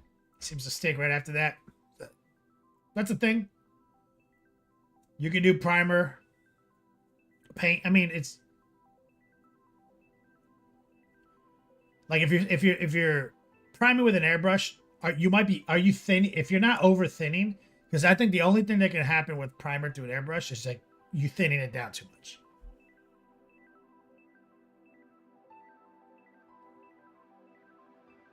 Banhammer, yeah, I know. It's unfortunate. I can see that some of the ghosts have like purple hues and stuff. And these colors are perfect. Like, these are immaculately chosen colors.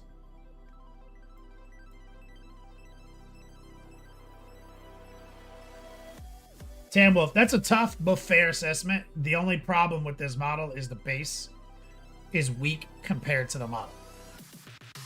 But that's really GW's fault.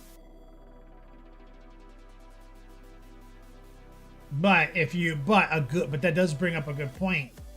Is that a cheat code, Banhammer, for dope armies is over-the-top nonsense resin bases. That's a cheat code. I used to subscribe to that cheat code when painting commissions. I do a lot of corner cutting on the presentation, over-the-top airbrushing, cut a corner here, cut a corner there, but then I put them on ridiculous bases, and everyone thought it would be, that's the best army I've ever seen.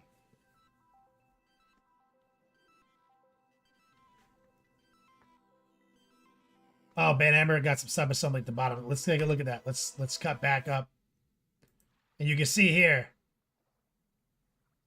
Look at how much meticulous effort went into this sub-assembly.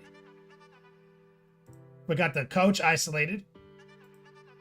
You've got the banister with the one set of horses, the other set of horses, the driver, Wraith. So he had to take his time to make sure he could paint all these elements correctly to maximize his airbrushing. And then also, this also helps you maximize your paintbrushing because it's very difficult to paint everything if it's all glued together, even with a paintbrush. Like, I'm struggling to paint shit behind a guy's storm shield on a fucking Space Marine. You know what I mean? Like,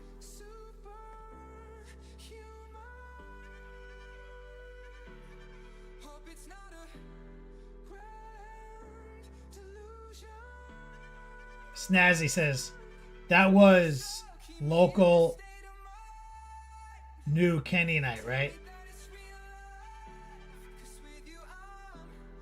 Local news Kenny night? No, that was before, right? Like, because the power went off like 3 times in a row. But that was like the first stream of the month. They went like the power went out like blink, blink, blink, and then I ended up having a stream on the cell phone. Oh yeah, we had a tornado in the street. That's right. Snazzy.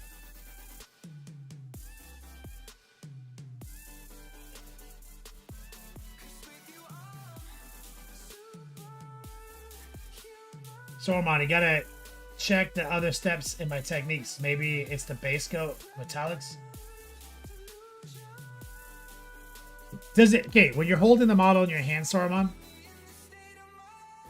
when you're holding the model in your hand, is it fucking textured? Or is it the camera? Like, you can know. You're holding it in your hand, look at it. Are there little physical bumps on the model?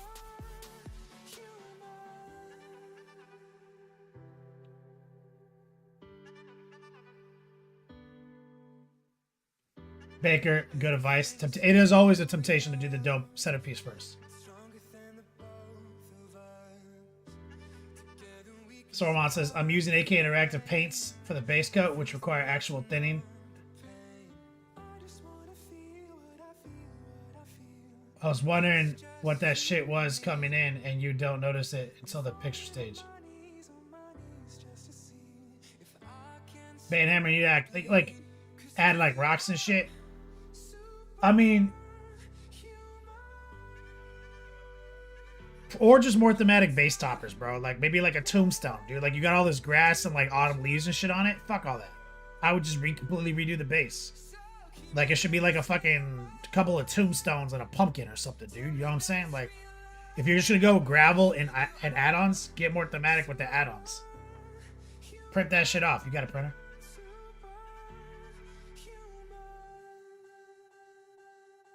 Could you please show the design? Oh, the shirts.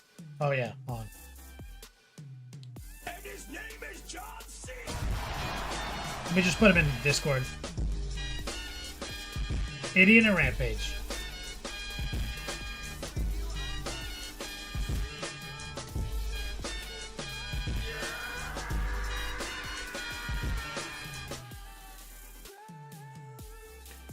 My man. These are the 2 shirts. So this ludicrous ass shirt, which I do not recommend, is stupid. Or this shirt, which is also dumb. Now that I say it, it's up to you.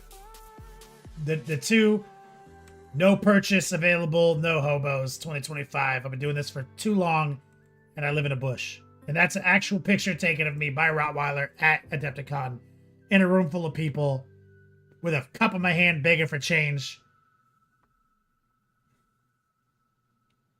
God.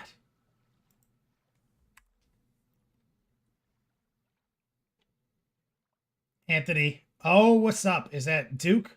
Duke, that's a fucking blurry picture, man. Come on, dude.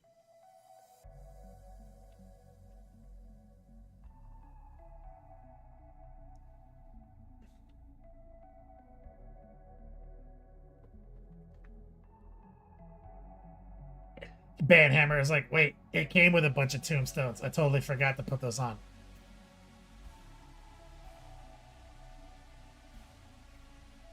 Baker says, I just bought like 1,200 bucks of Space Wolves. I'm trying to force myself not to paint the characters first. Yeah, don't paint them first. Do the monotony first. If you're really gonna paint, okay, Baker. Also, why are you on YouTube? You fucking hobo. Secondly, are you actually gonna paint the army?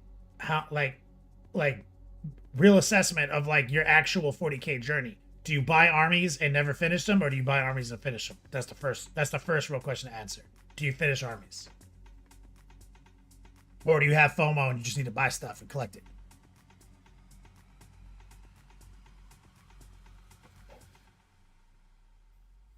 Sora Monsters, I gotta look under a magnifying glass because I can't see shit with my eyes normally.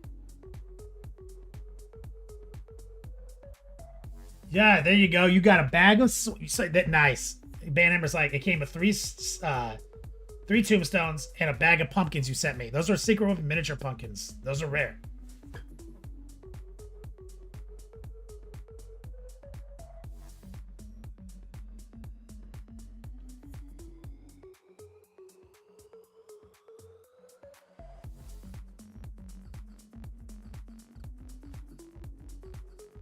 Duke the Monk. You can't upload it right now? Is that a rat ogre though? Like what the fuck is that?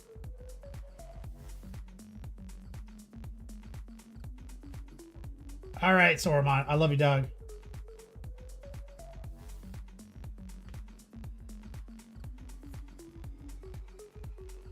Kara Quinn says, I got a bag of those pumpkins. Haven't found a use yet. So like I used them.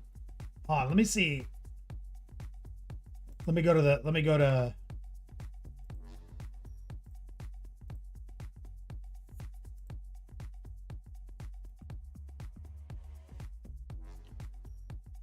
This is a long time ago, Banhammer.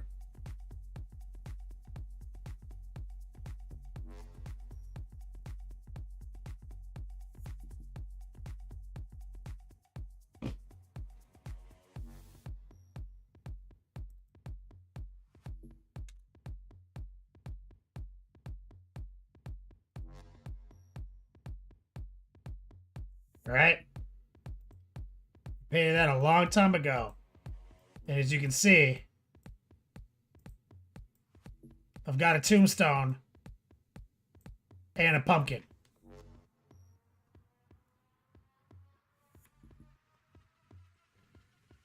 I just made that shit out of like a random piece of foam or some shit.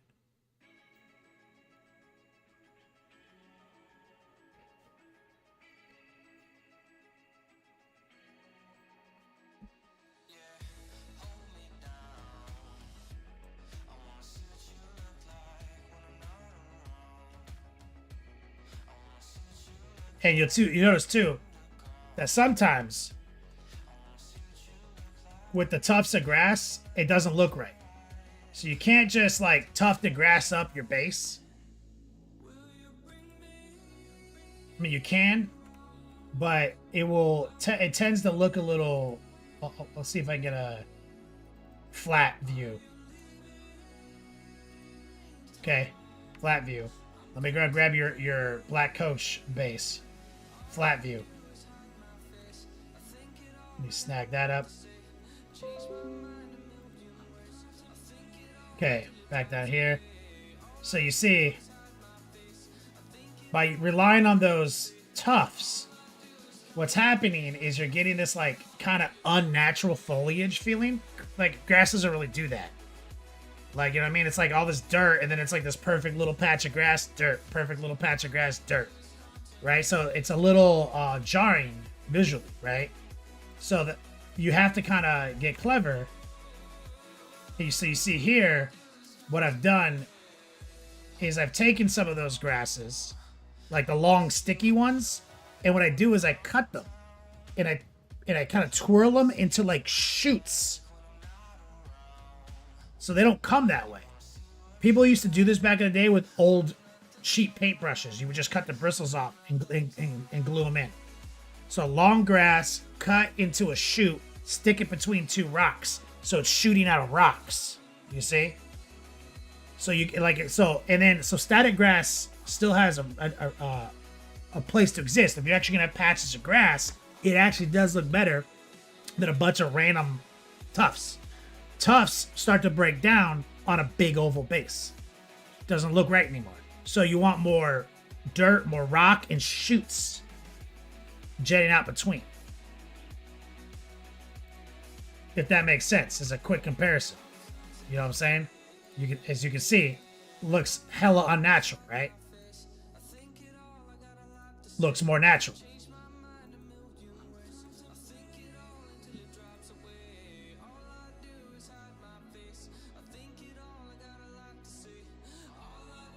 And also, as Kara Quinn says, you want to wash the tufts, at least by the base. I will typically drop a little wash down at the base where they're coming out of the dirt. Like dark tone or strong tone. So it blends.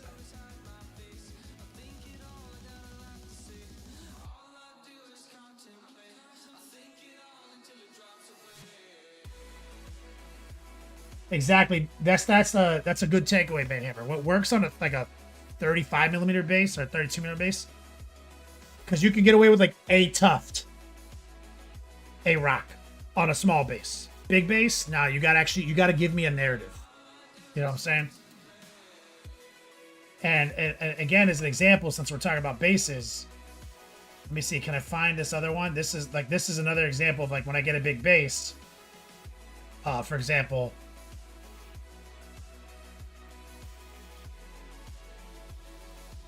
like this is simple with airbrushing, right? Kragnos.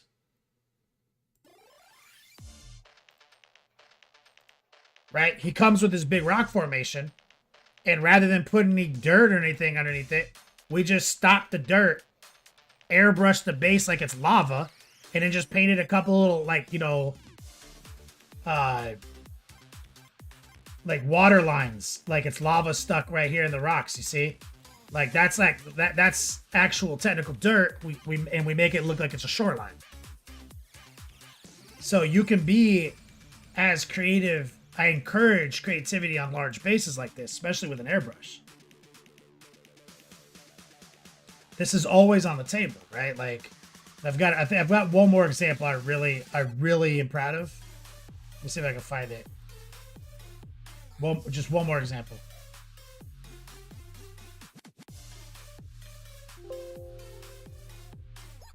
On.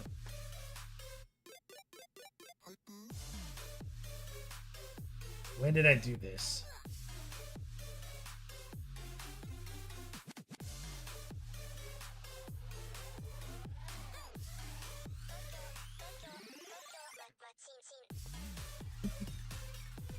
Was it this? Okay, I got him.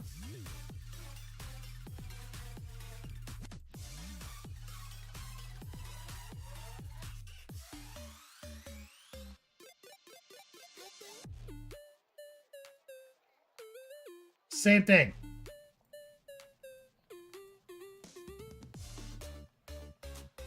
We literally just glued one rock on the base. He has his thing he came with, and we just raw dogged every other element of the base. We just airbrushed that shit up. I was like, I don't want to put anything on this base.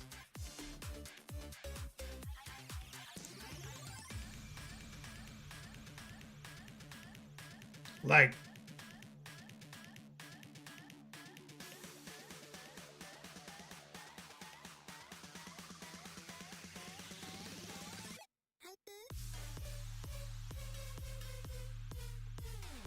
easy peasy, second snake lady. Age of Sigmar, ready to go. Oh, these are looking great, brother. That's an upgrade, bro. Start painting things with like sharper armor angles and bigger swords, and suddenly you're fucking better at painting.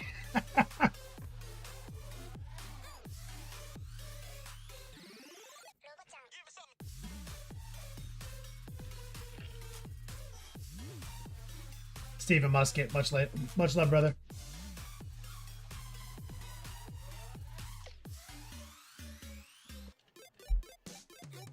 So, big base, creativity rewarded. Cheater resin also available.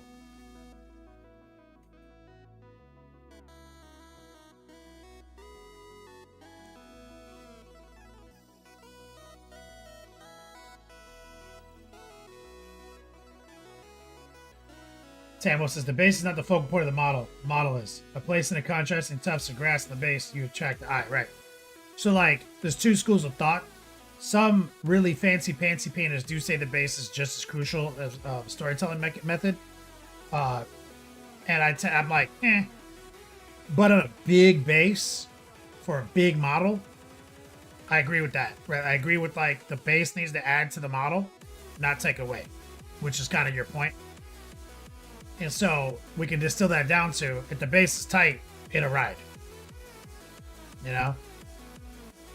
If the base is tight, it'll ride. And so that base is not tight. There's the problem. So we can reverse engineer why it's not tight. It takes away from the model. It detracts.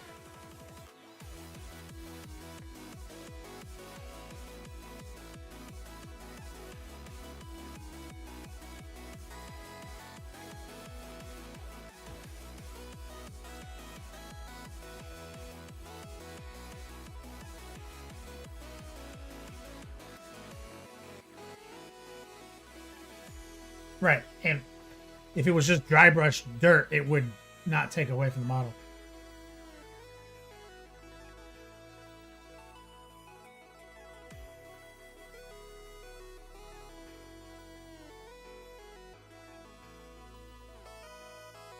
In a Rampage, the slow evolution of my new painting station has been excited.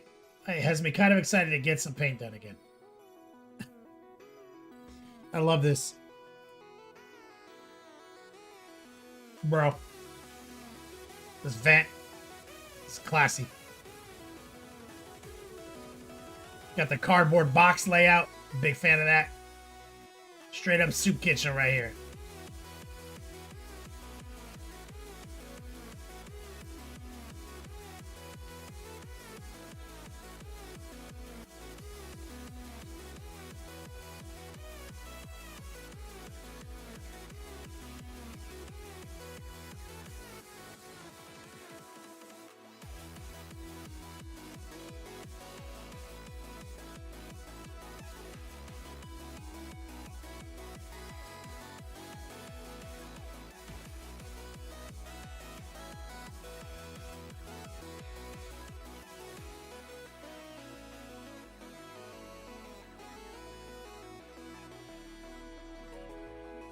Beautiful.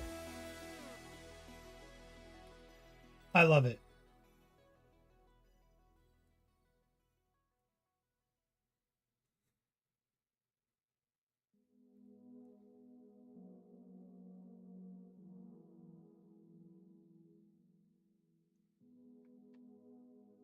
You've got more paint holders coming.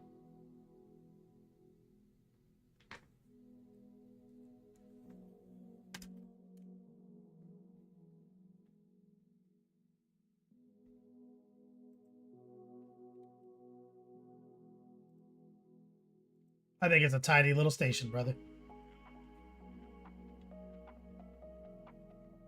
Complicated gaming. The hell is this thing? I've literally never seen this model.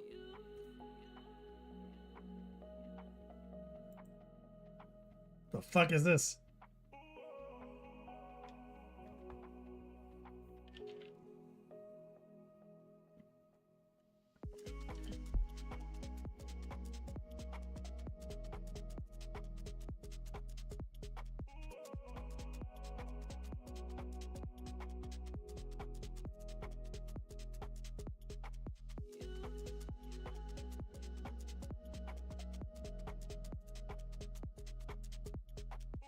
Sister battle character, sister battle monstrosity character says Junith from the Soritas.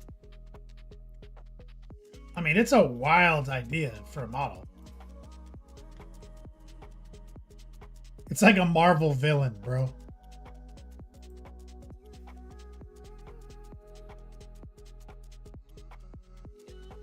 It's super cool. Like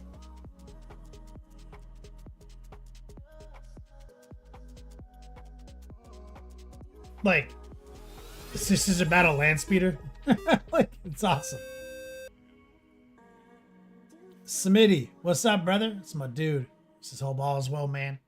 9 years on Twitch, brother.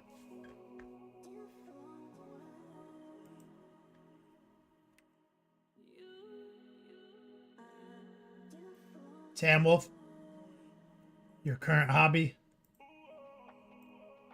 Oh shit. Like an historical boomer 40K.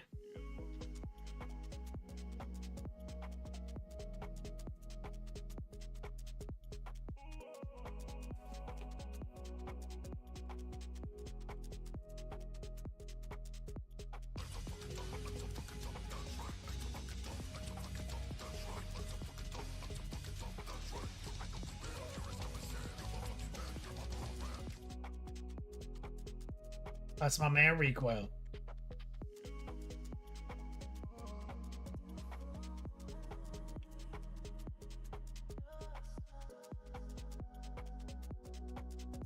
I'm gonna get some love right there. That reminds me, I gotta throw up a raffle.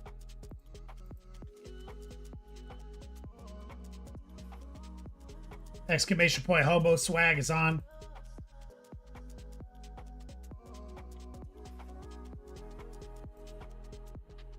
Every $150 donated, we give away a No Hobo t-shirt and a raffle slot to the big end of month raffle.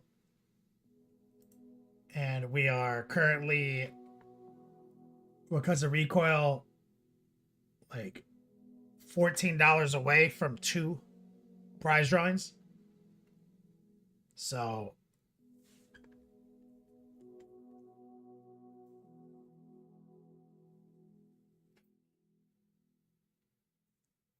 that's right, Tam Wolf. They got the real shoulder pads in Horse Heresy.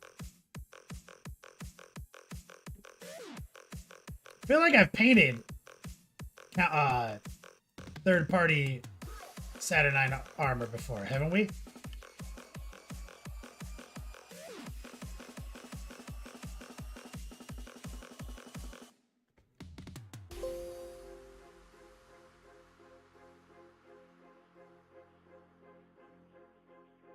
Hey, are you Dirty Mike and the boys? Your caps! Rub your dicks on the car as you run away. We are gonna have sex in your car. It will happen again. Pop goes the monkey. So hobo.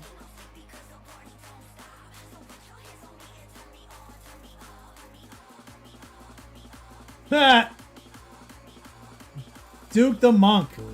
To make up for my crappy photo. Captain Banehammer. So hobo. Recoil also. It's a triple stack.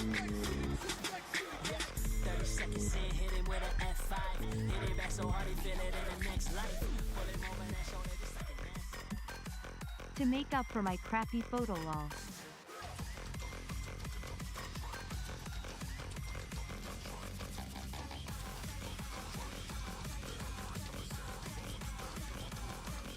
Oh, that's right. Well, we need to fix that then. Double the fun.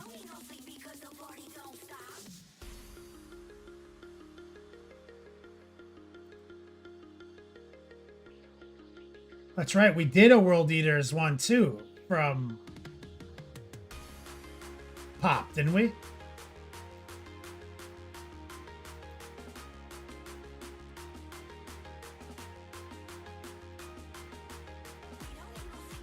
I'm trying to find that. Let me get some love in chat. Recoil, Duke the Monk, Captain Banhammer.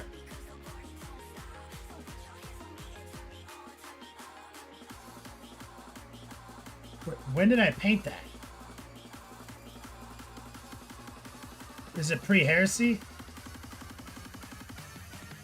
Oh, we did another one. Look. I think this is one too. Or maybe not.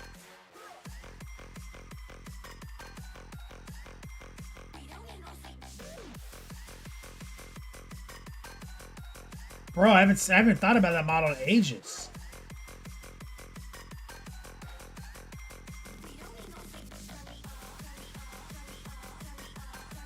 Bro, did I not save it?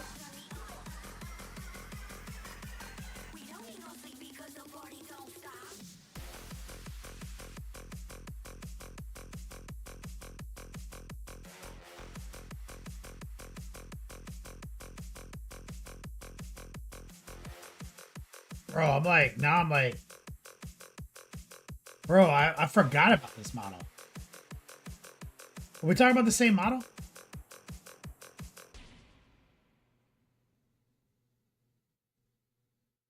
The World Eater Special Guide, Tam Wolf? You're not talking about like the GW one. You're talking about the actual like Pop Goes the Monkey one, right?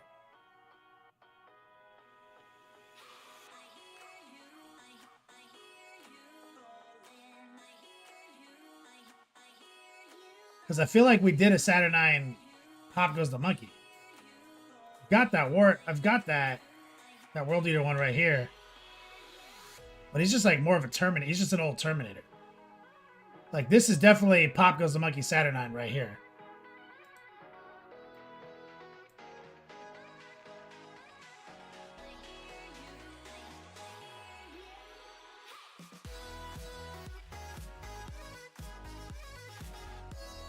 Right?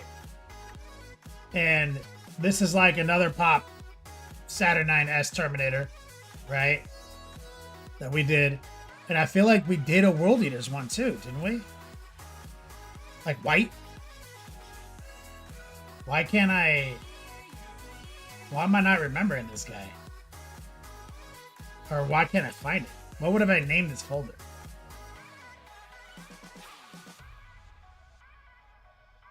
Bellacore. I'm looking. Alpha. No. Word bearer. It was not a word bearer. Grey Knight. No. Chaplain. No. Prayer. See Dark Angel. No. Space Wolf. Contemptor.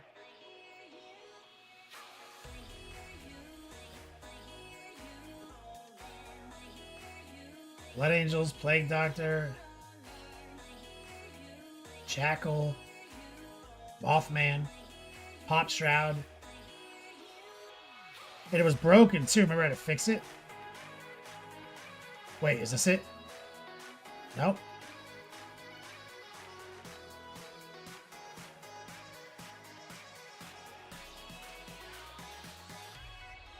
Now I'm curious. Like that. Like I'm so far back in my folders. Like now I'm curious. Did I never take a picture of it?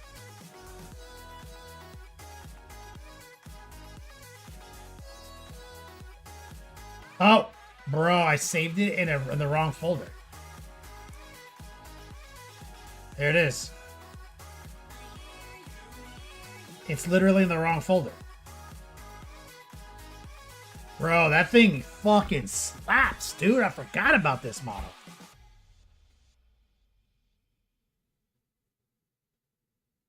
That's Saturn 9, right?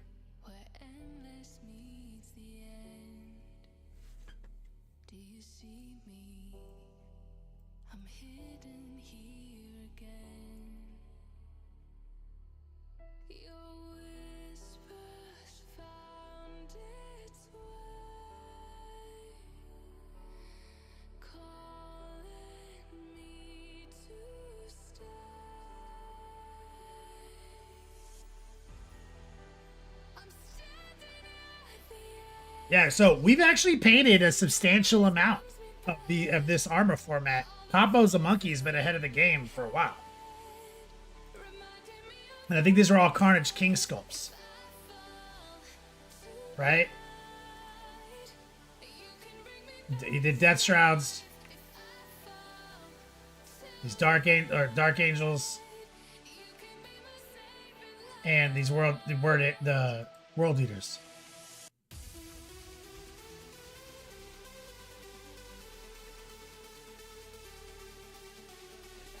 Yeah, the old Emperor's Children Obliterator too. That's right, War Pigment. Forgot about that. This one right here. That was kind of Saturnine-esque, wasn't it? The Sonical Blit.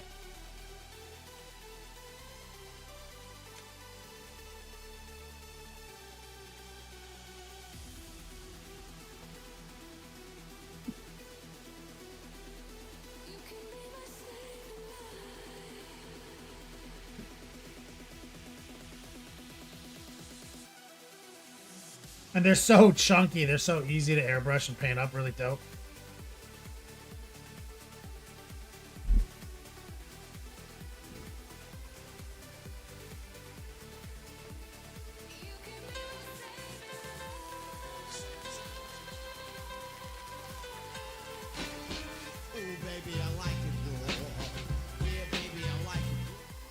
Hobo swag.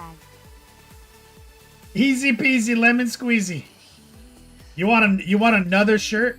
I did activate it.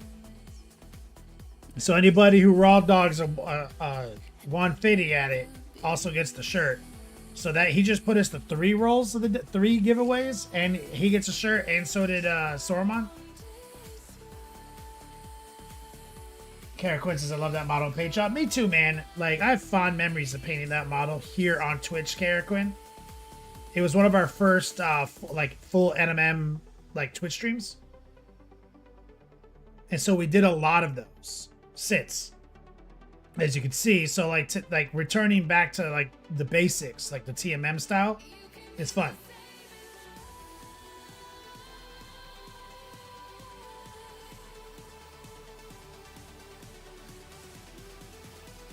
Let me get some strong man love and chat from a man, easy peasy. Lemon squeezy. 3 minutes on the clock, exclamation point, hobo swag.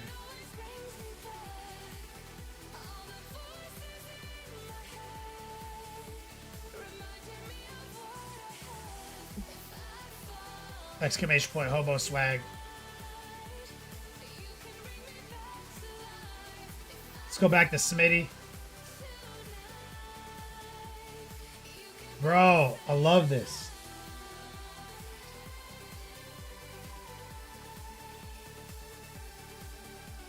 What is this? It's like a vampire guy?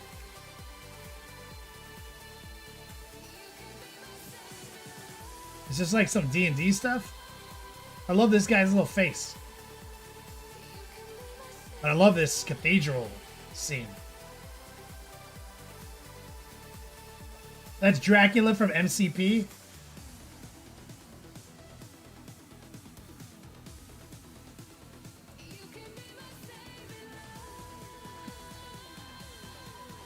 I didn't know Dracula was in the MCU. Or, I guess I should have known if Blade exists. Yeah, it's very Diablo-like.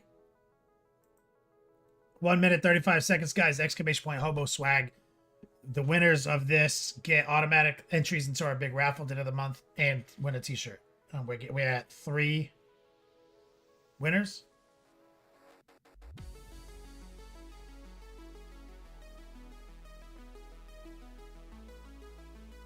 One minute left. Smitty building a whole tomb-themed table of terrain for an event I'm running this fall. You're running an MCP event, Smitty?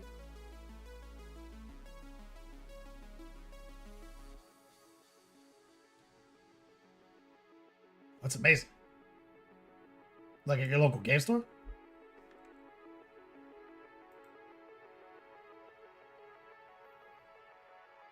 This is so awesome, bro. I fucking love that, dude.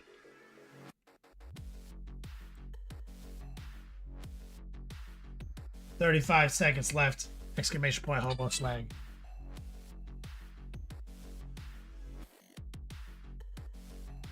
What's this?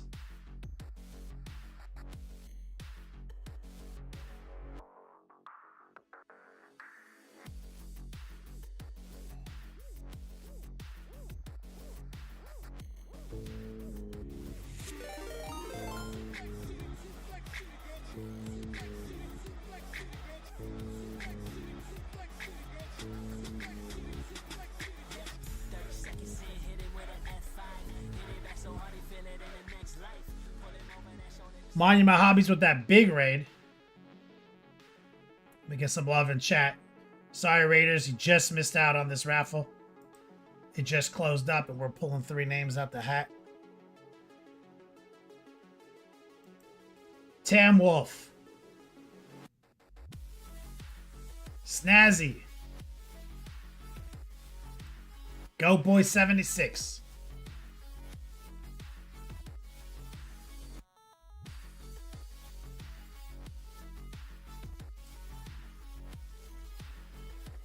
Let me get some love in chat for the Monument Hobbies raid.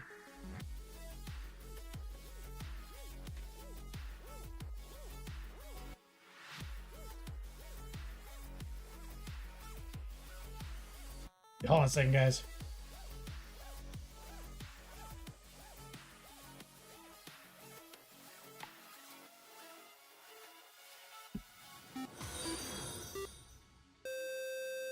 Perceptron, thank you for the follow.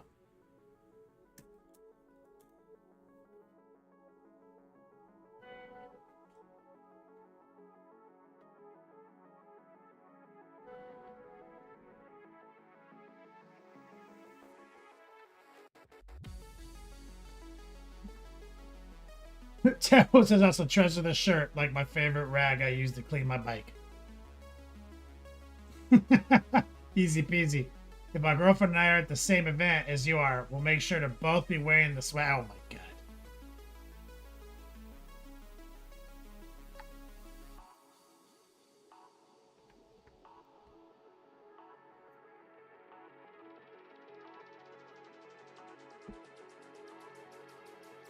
Bo's magic, your whole wardrobe was designed by me. Me too.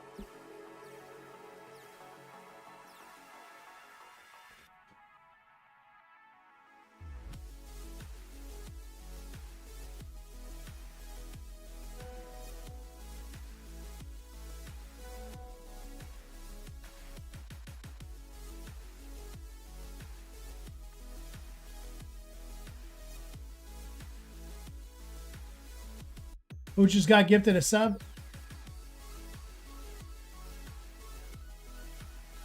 Nemo. Sorry, guys. Chatting with my lady. We're driving to Miami after the show. So let's run it back. We just did our giveaways. Recoil. If you need to talk to Recoil if he's chatting at you, and let's see, Snazzy Ninja already figured it out. Recoil's the scroll keeper. So he's putting down your shirt sizes and which shirt you want, etc.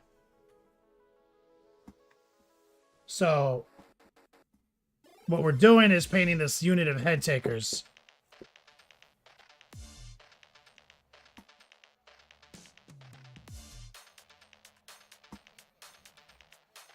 Oh, you know what? Give me 1 second, please. This Diet Pepsi's running through me.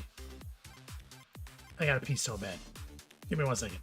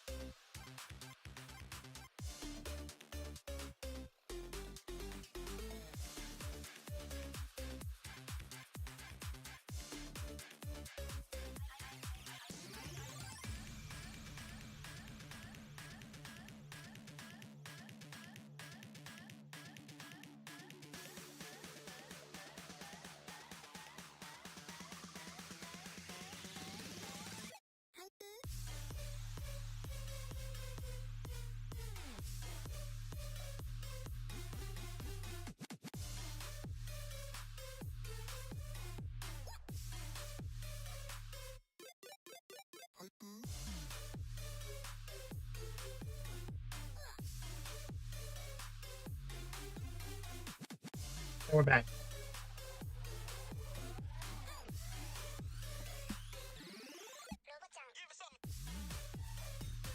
Oh. Recoil, yeah. If anyone sends you their address, just put it in the scroll under their name, if you don't mind. I probably have it. So, what we're working on, and thank you, Recoil, is we did one proof of concept.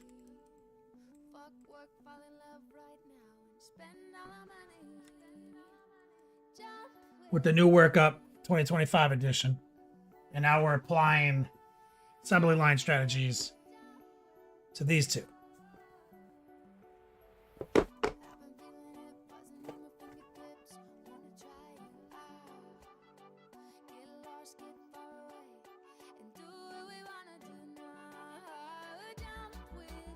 Bro, that's 7:30, a fucking ice cream truck.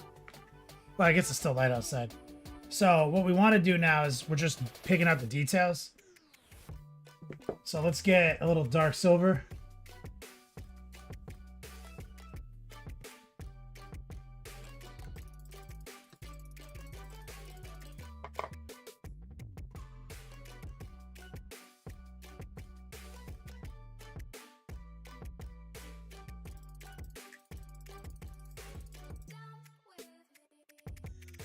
And Wolf asked, what's the reasoning behind the shield color? Because yellow is typically strong in the presentation for Space Wolves. And I like to subvert expectation and not just paint everything like the box art. And so since their shoulder pads are hella obscured, which are normally the yellow spots, I decided to throw the yellow here. So we have that nice splash of warm yellow action amongst a sea of cool colors.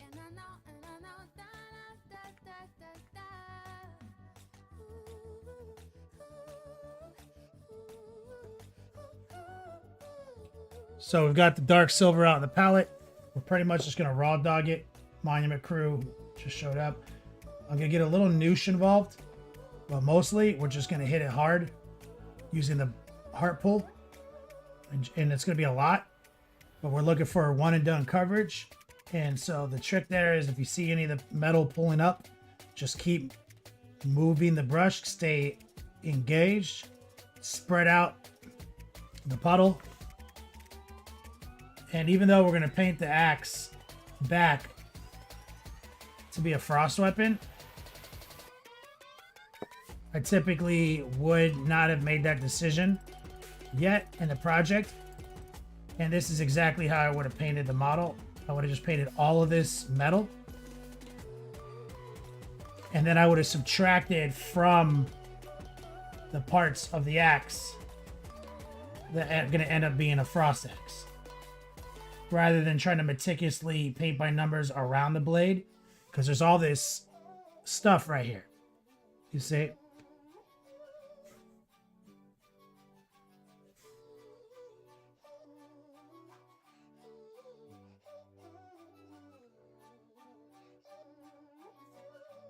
So this would have been the real way I did it. But we did a whole episode on painting the frost axe because I also make content. But I'm also trying to show you guys how this would look in my studio if I was painting a whole bunch of Space Wolves.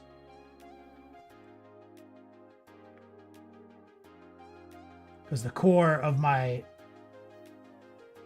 platform is based on project completion.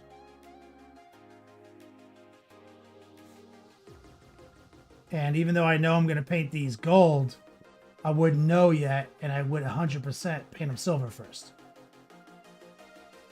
And a little trick is that, you know, typically gold has less stick than a good silver. So a good hack though is like gold sticks like crazy to silver. So I have no problem picking out gold over silver later.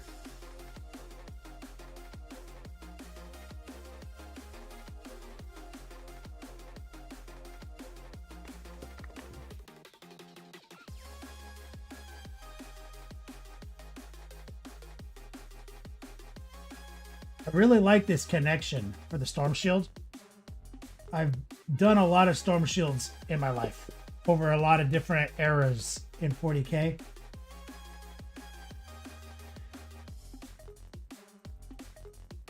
This is the sturdiest I've ever seen a storm shield. Like, he's got like a gauntlet that like wraps around his hand.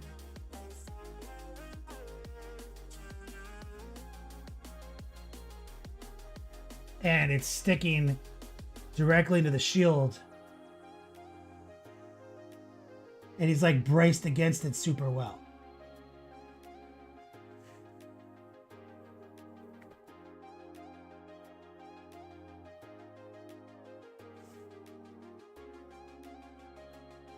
This might be how all the blade guard are now, but I haven't painted a blade guard, so I don't know.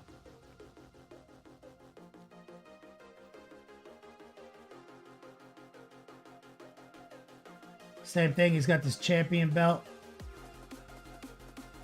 And another advantage to starting silver is, let's say you wanted to have silver and gold elements.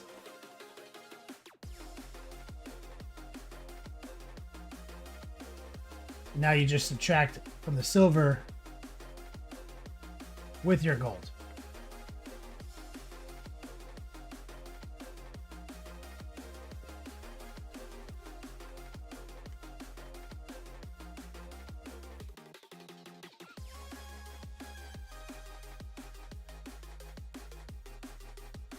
Using the number 6. It's a huge brush with a little tip. It's a little sketchy. Always just use the brush you're comfortable with size-wise. They make small brushes for a reason, guys. This brush will start falling apart if it starts getting overused, and if your brush pressure isn't light enough.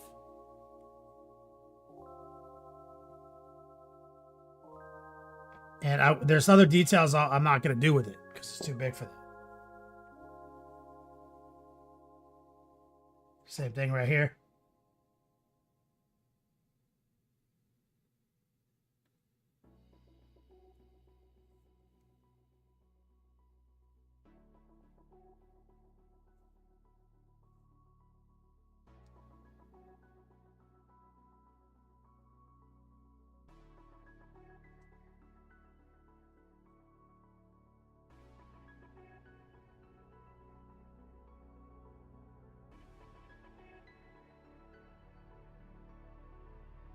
Like I say, you don't want to paint by numbers until you have to.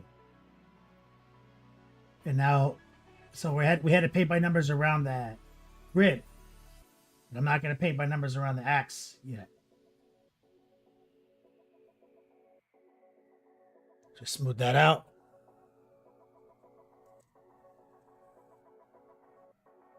Little dark silver, a little noosh.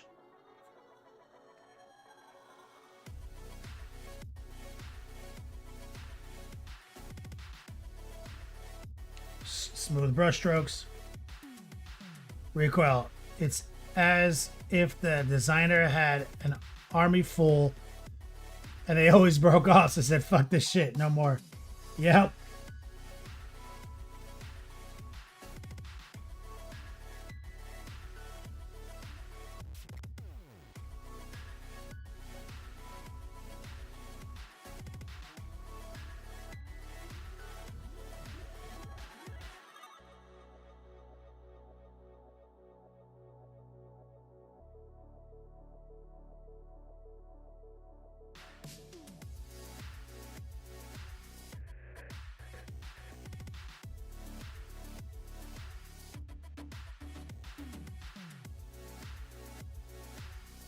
A little axe stick.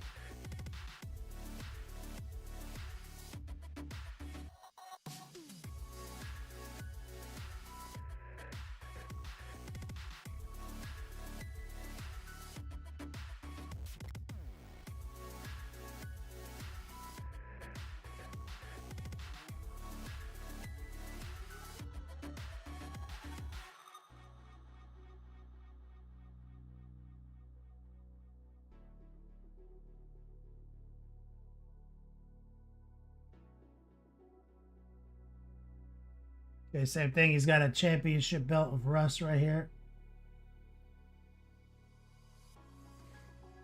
Heavyweight title.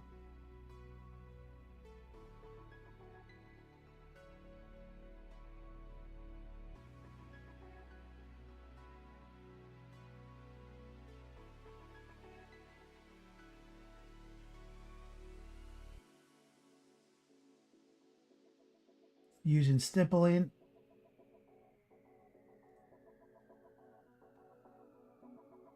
Some heart pulling.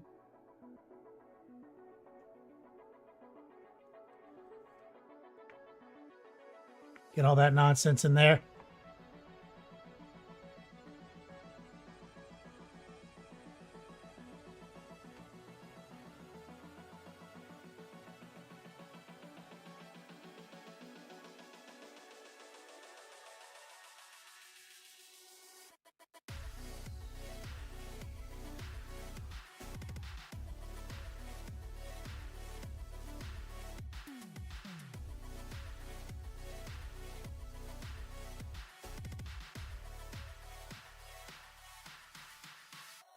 to go.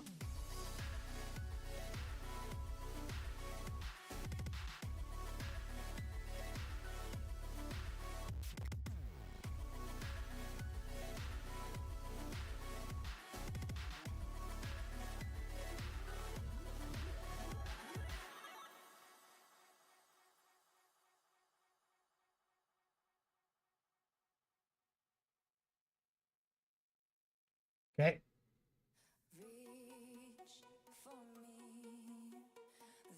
Got this little scabbard back here.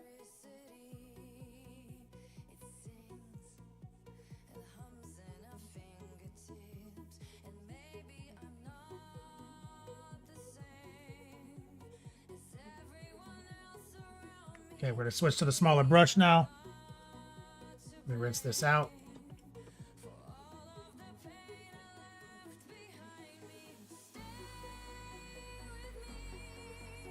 Where did I put my paper towel? Gonna walk away with it again. Literally my last paper towel. Damn it. I feel like I put it in the other room.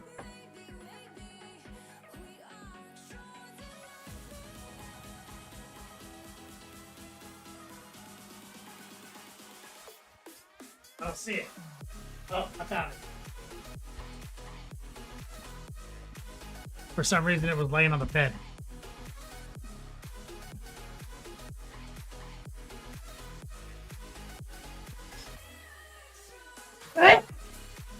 Shit my pants.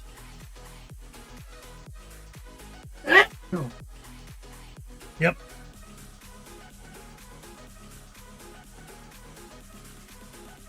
Okay, we're switching to the small brush.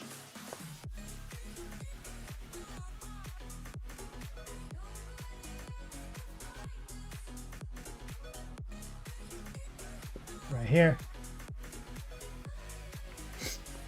Always be rotating.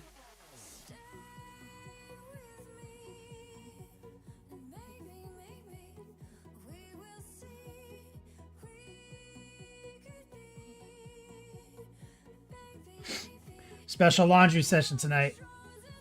Don't tell my lady I put this on the bed.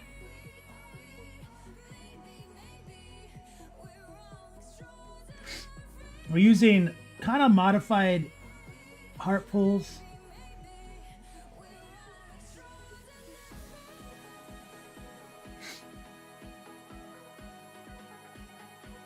I got a little on the blue there. Shit's gonna happen. There it is. I'm looking for the grip on the pistol.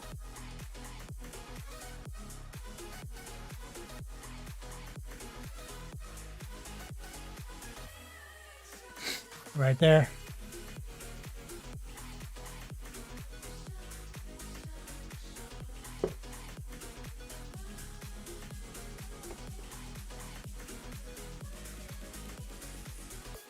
Marking my territory, that's right. Get these fucking cats out of here. I've been locking them out all week.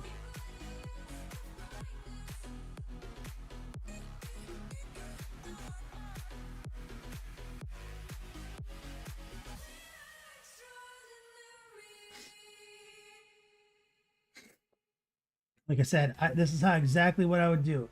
Even though I know I'm going to paint this gold, I wouldn't know that yet. I would just kind of, in the metallic step, kind of paint everything that I wasn't sure about silver.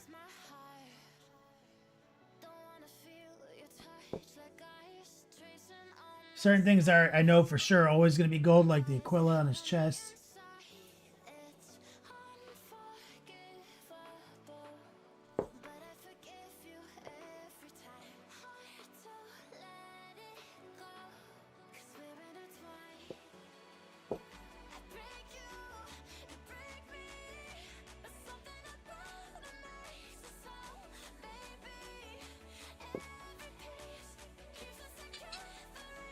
Good.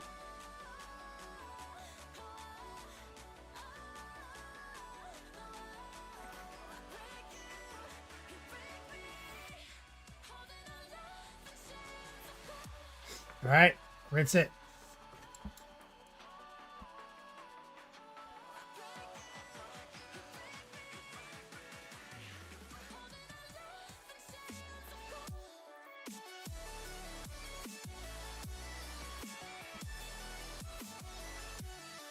And grab rich gold.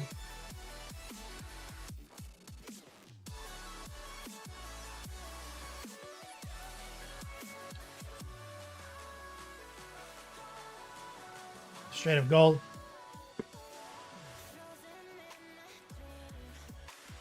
Make it a coincidence. I just paint my shit mahogany. Easy to transition to any metallic. Yeah, mahogany to metal trick. We use it a lot. I'm pretty much the guy who invented it. But that is a slowdown when there's not that much stuff. Like on Chaos models, it works really well because of like the way their trim works. This is just paint a weapon. Paint some nonsense. There's really not that much on this guy. So for this, I'm totally confident on the fact that all I have to paint is this tiny little bit right here. And since I'm barely washing this model, I know I can get all my borders correct.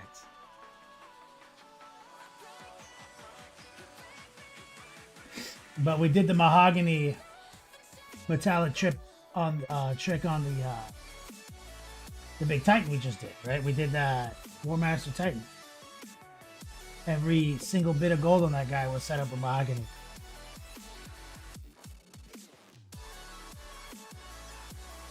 And here, I just need to kind of stipple in some gold. It's kind of actually tricky.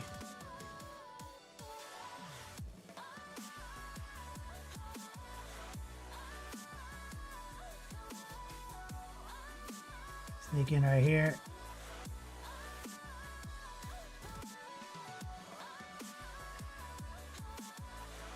But the mahogany trick works really good. If like, let's say you have a lot of bad experiences trying to lay the metallics down and you end up getting them on your dope airbrushing a lot, dude, lay it down mahogany first. That will fix almost all your problems.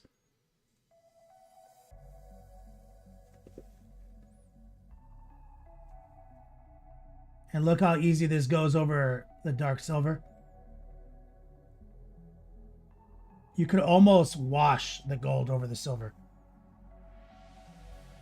Because now it's just, it's like having gray primer, which everything sticks to, except it's glittery gray primer, which is perfect for gold.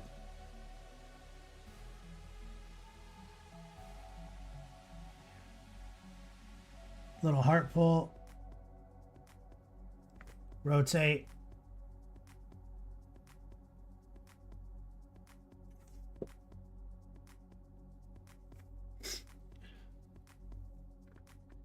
Same thing right here.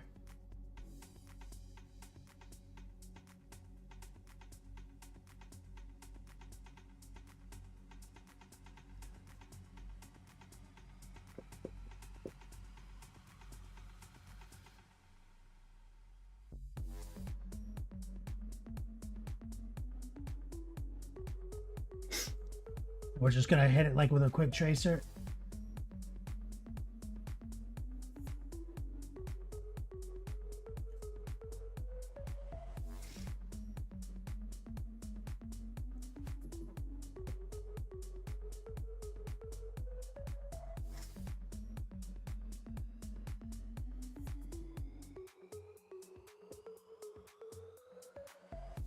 Rotate back.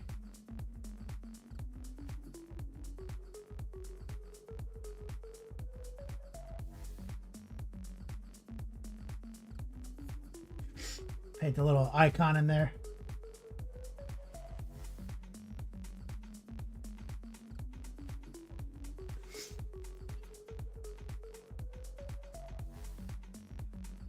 I'll call that out.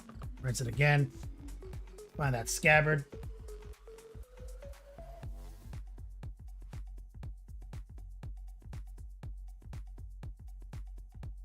Right there.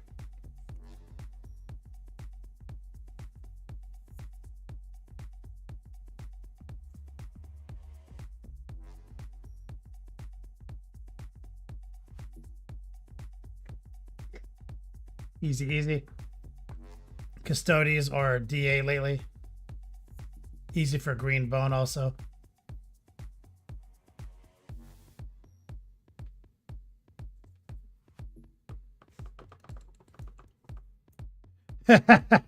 Don't talk about the Kenny. It's too soon. Don't talk about the Titan. It's too soon.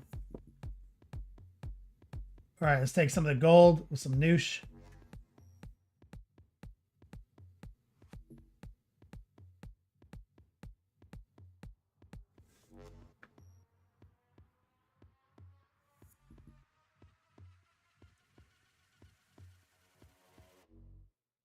See if we can just kind of do the inside of the belt and leave the trim intact. Really easy. And this is what I would do all day. I'll just paint these models like this all day.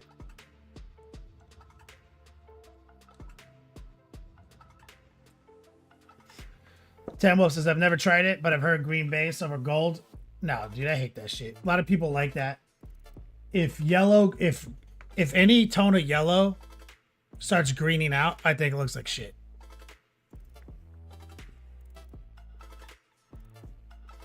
That's my I mean, that could just be my taste. Same thing with, like, you know, like if you paint yellow and the base is too dark and has too much desaturation in it, it'll green out the golds, like the yellows. I hate that look. And I hate it for metallics too. Unless you're trying to do like a ancient patina. I want my golds to be vibrant, son.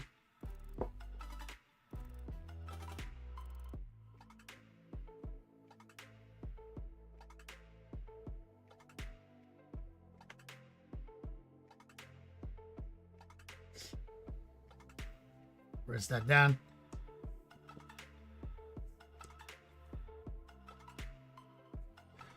Yeah, pink base for yellows. That's tech. The magenta workup.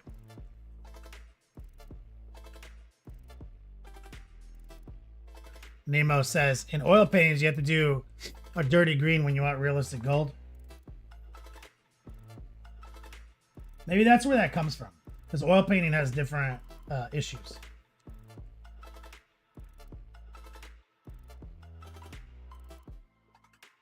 I mean, I've heard that said a lot over my life.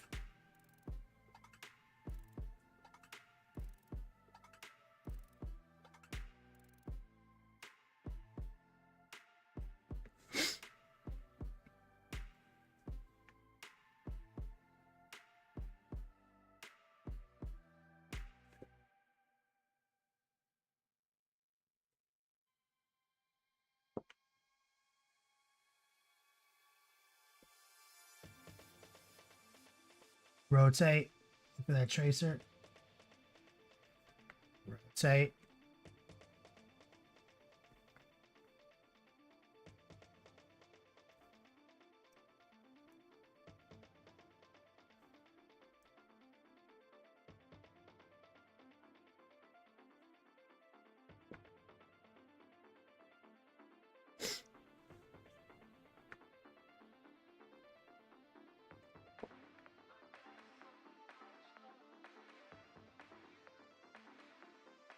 Oil painting has different coverage styles.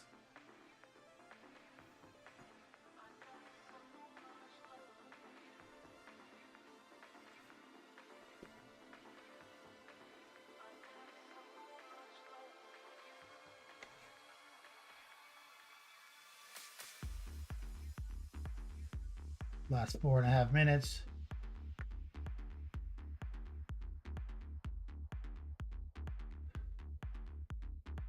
No problem. You see how if you sit here and you strategize project management, how you can actually expand this out to a lot more models.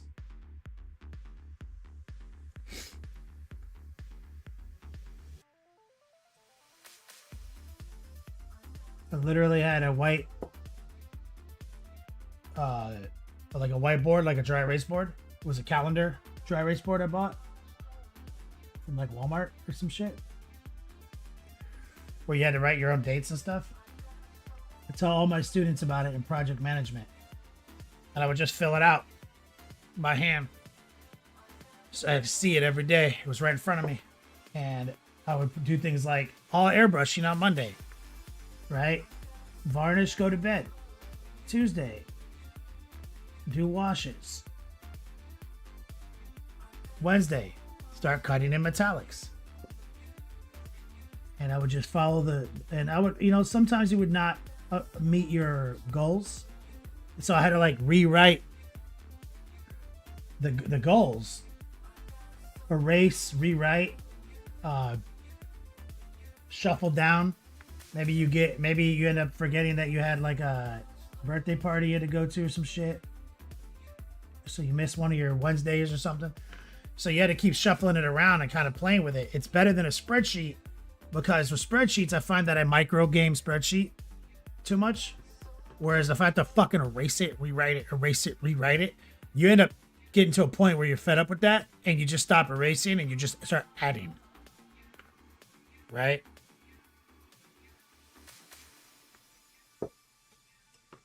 I did that for 6 years.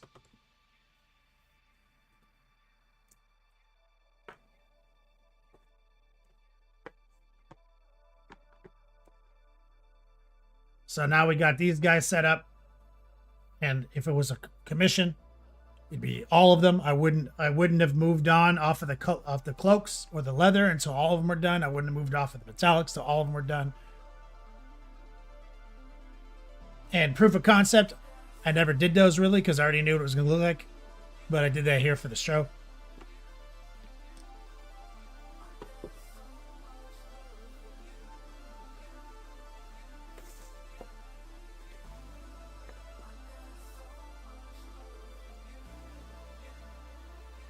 Do a quick rinse on the brush.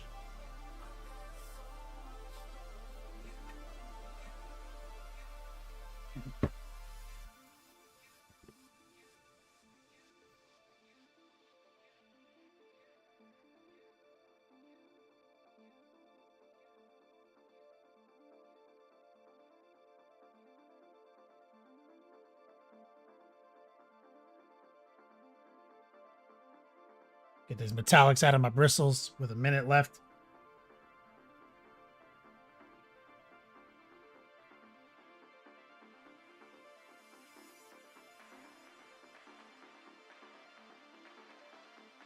And we got a new Final Four added to the scroll right here.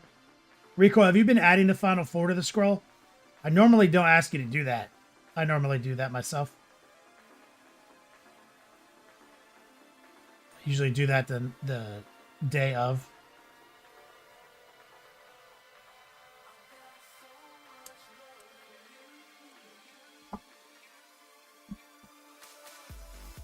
You have been? Oh, thanks.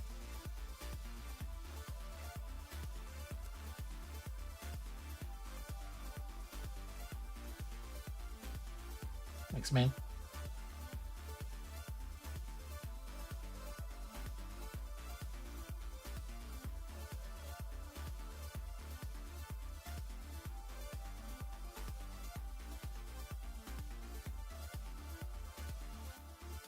You gotta get swifty in here. It's time to get swifty. Uh-oh. You gotta get swifty. Oh, yeah. Take off your pants and your panties. Shit on the floor. Let me get some love in chat. Easy peasy. Soramon, Duke the Monk, Recoil, Recoil's mom, and many more. Thank you guys for your support tonight. I gotta get ready to drive down to Miami, as I mentioned before. Visit my lady's mom, who was recently in the hospital. So let's set up a raid over on Twitch. Recoil, where we going tonight? Let me guess, you're gonna say probably like Dr. Rhino.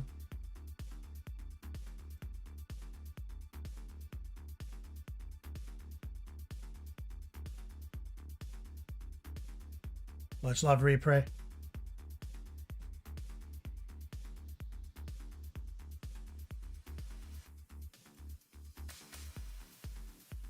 Let's see what Recoil says.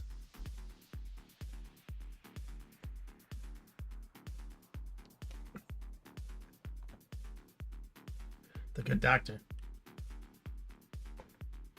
Okay. The raid is queuing up, guys. Thank you. Bring the length, the girth, the positivity on over to our boy, Dr. Rhino. He's a true legend. Love this guy. Hope to see you guys in class when I get back. Remember to sign up the spreadsheet. I still got 1 week left before I'm in Puerto Rico, so I'm not going to be able to teach on that Friday or the following Monday. So still a few days. As always, until we meet again, play on, players.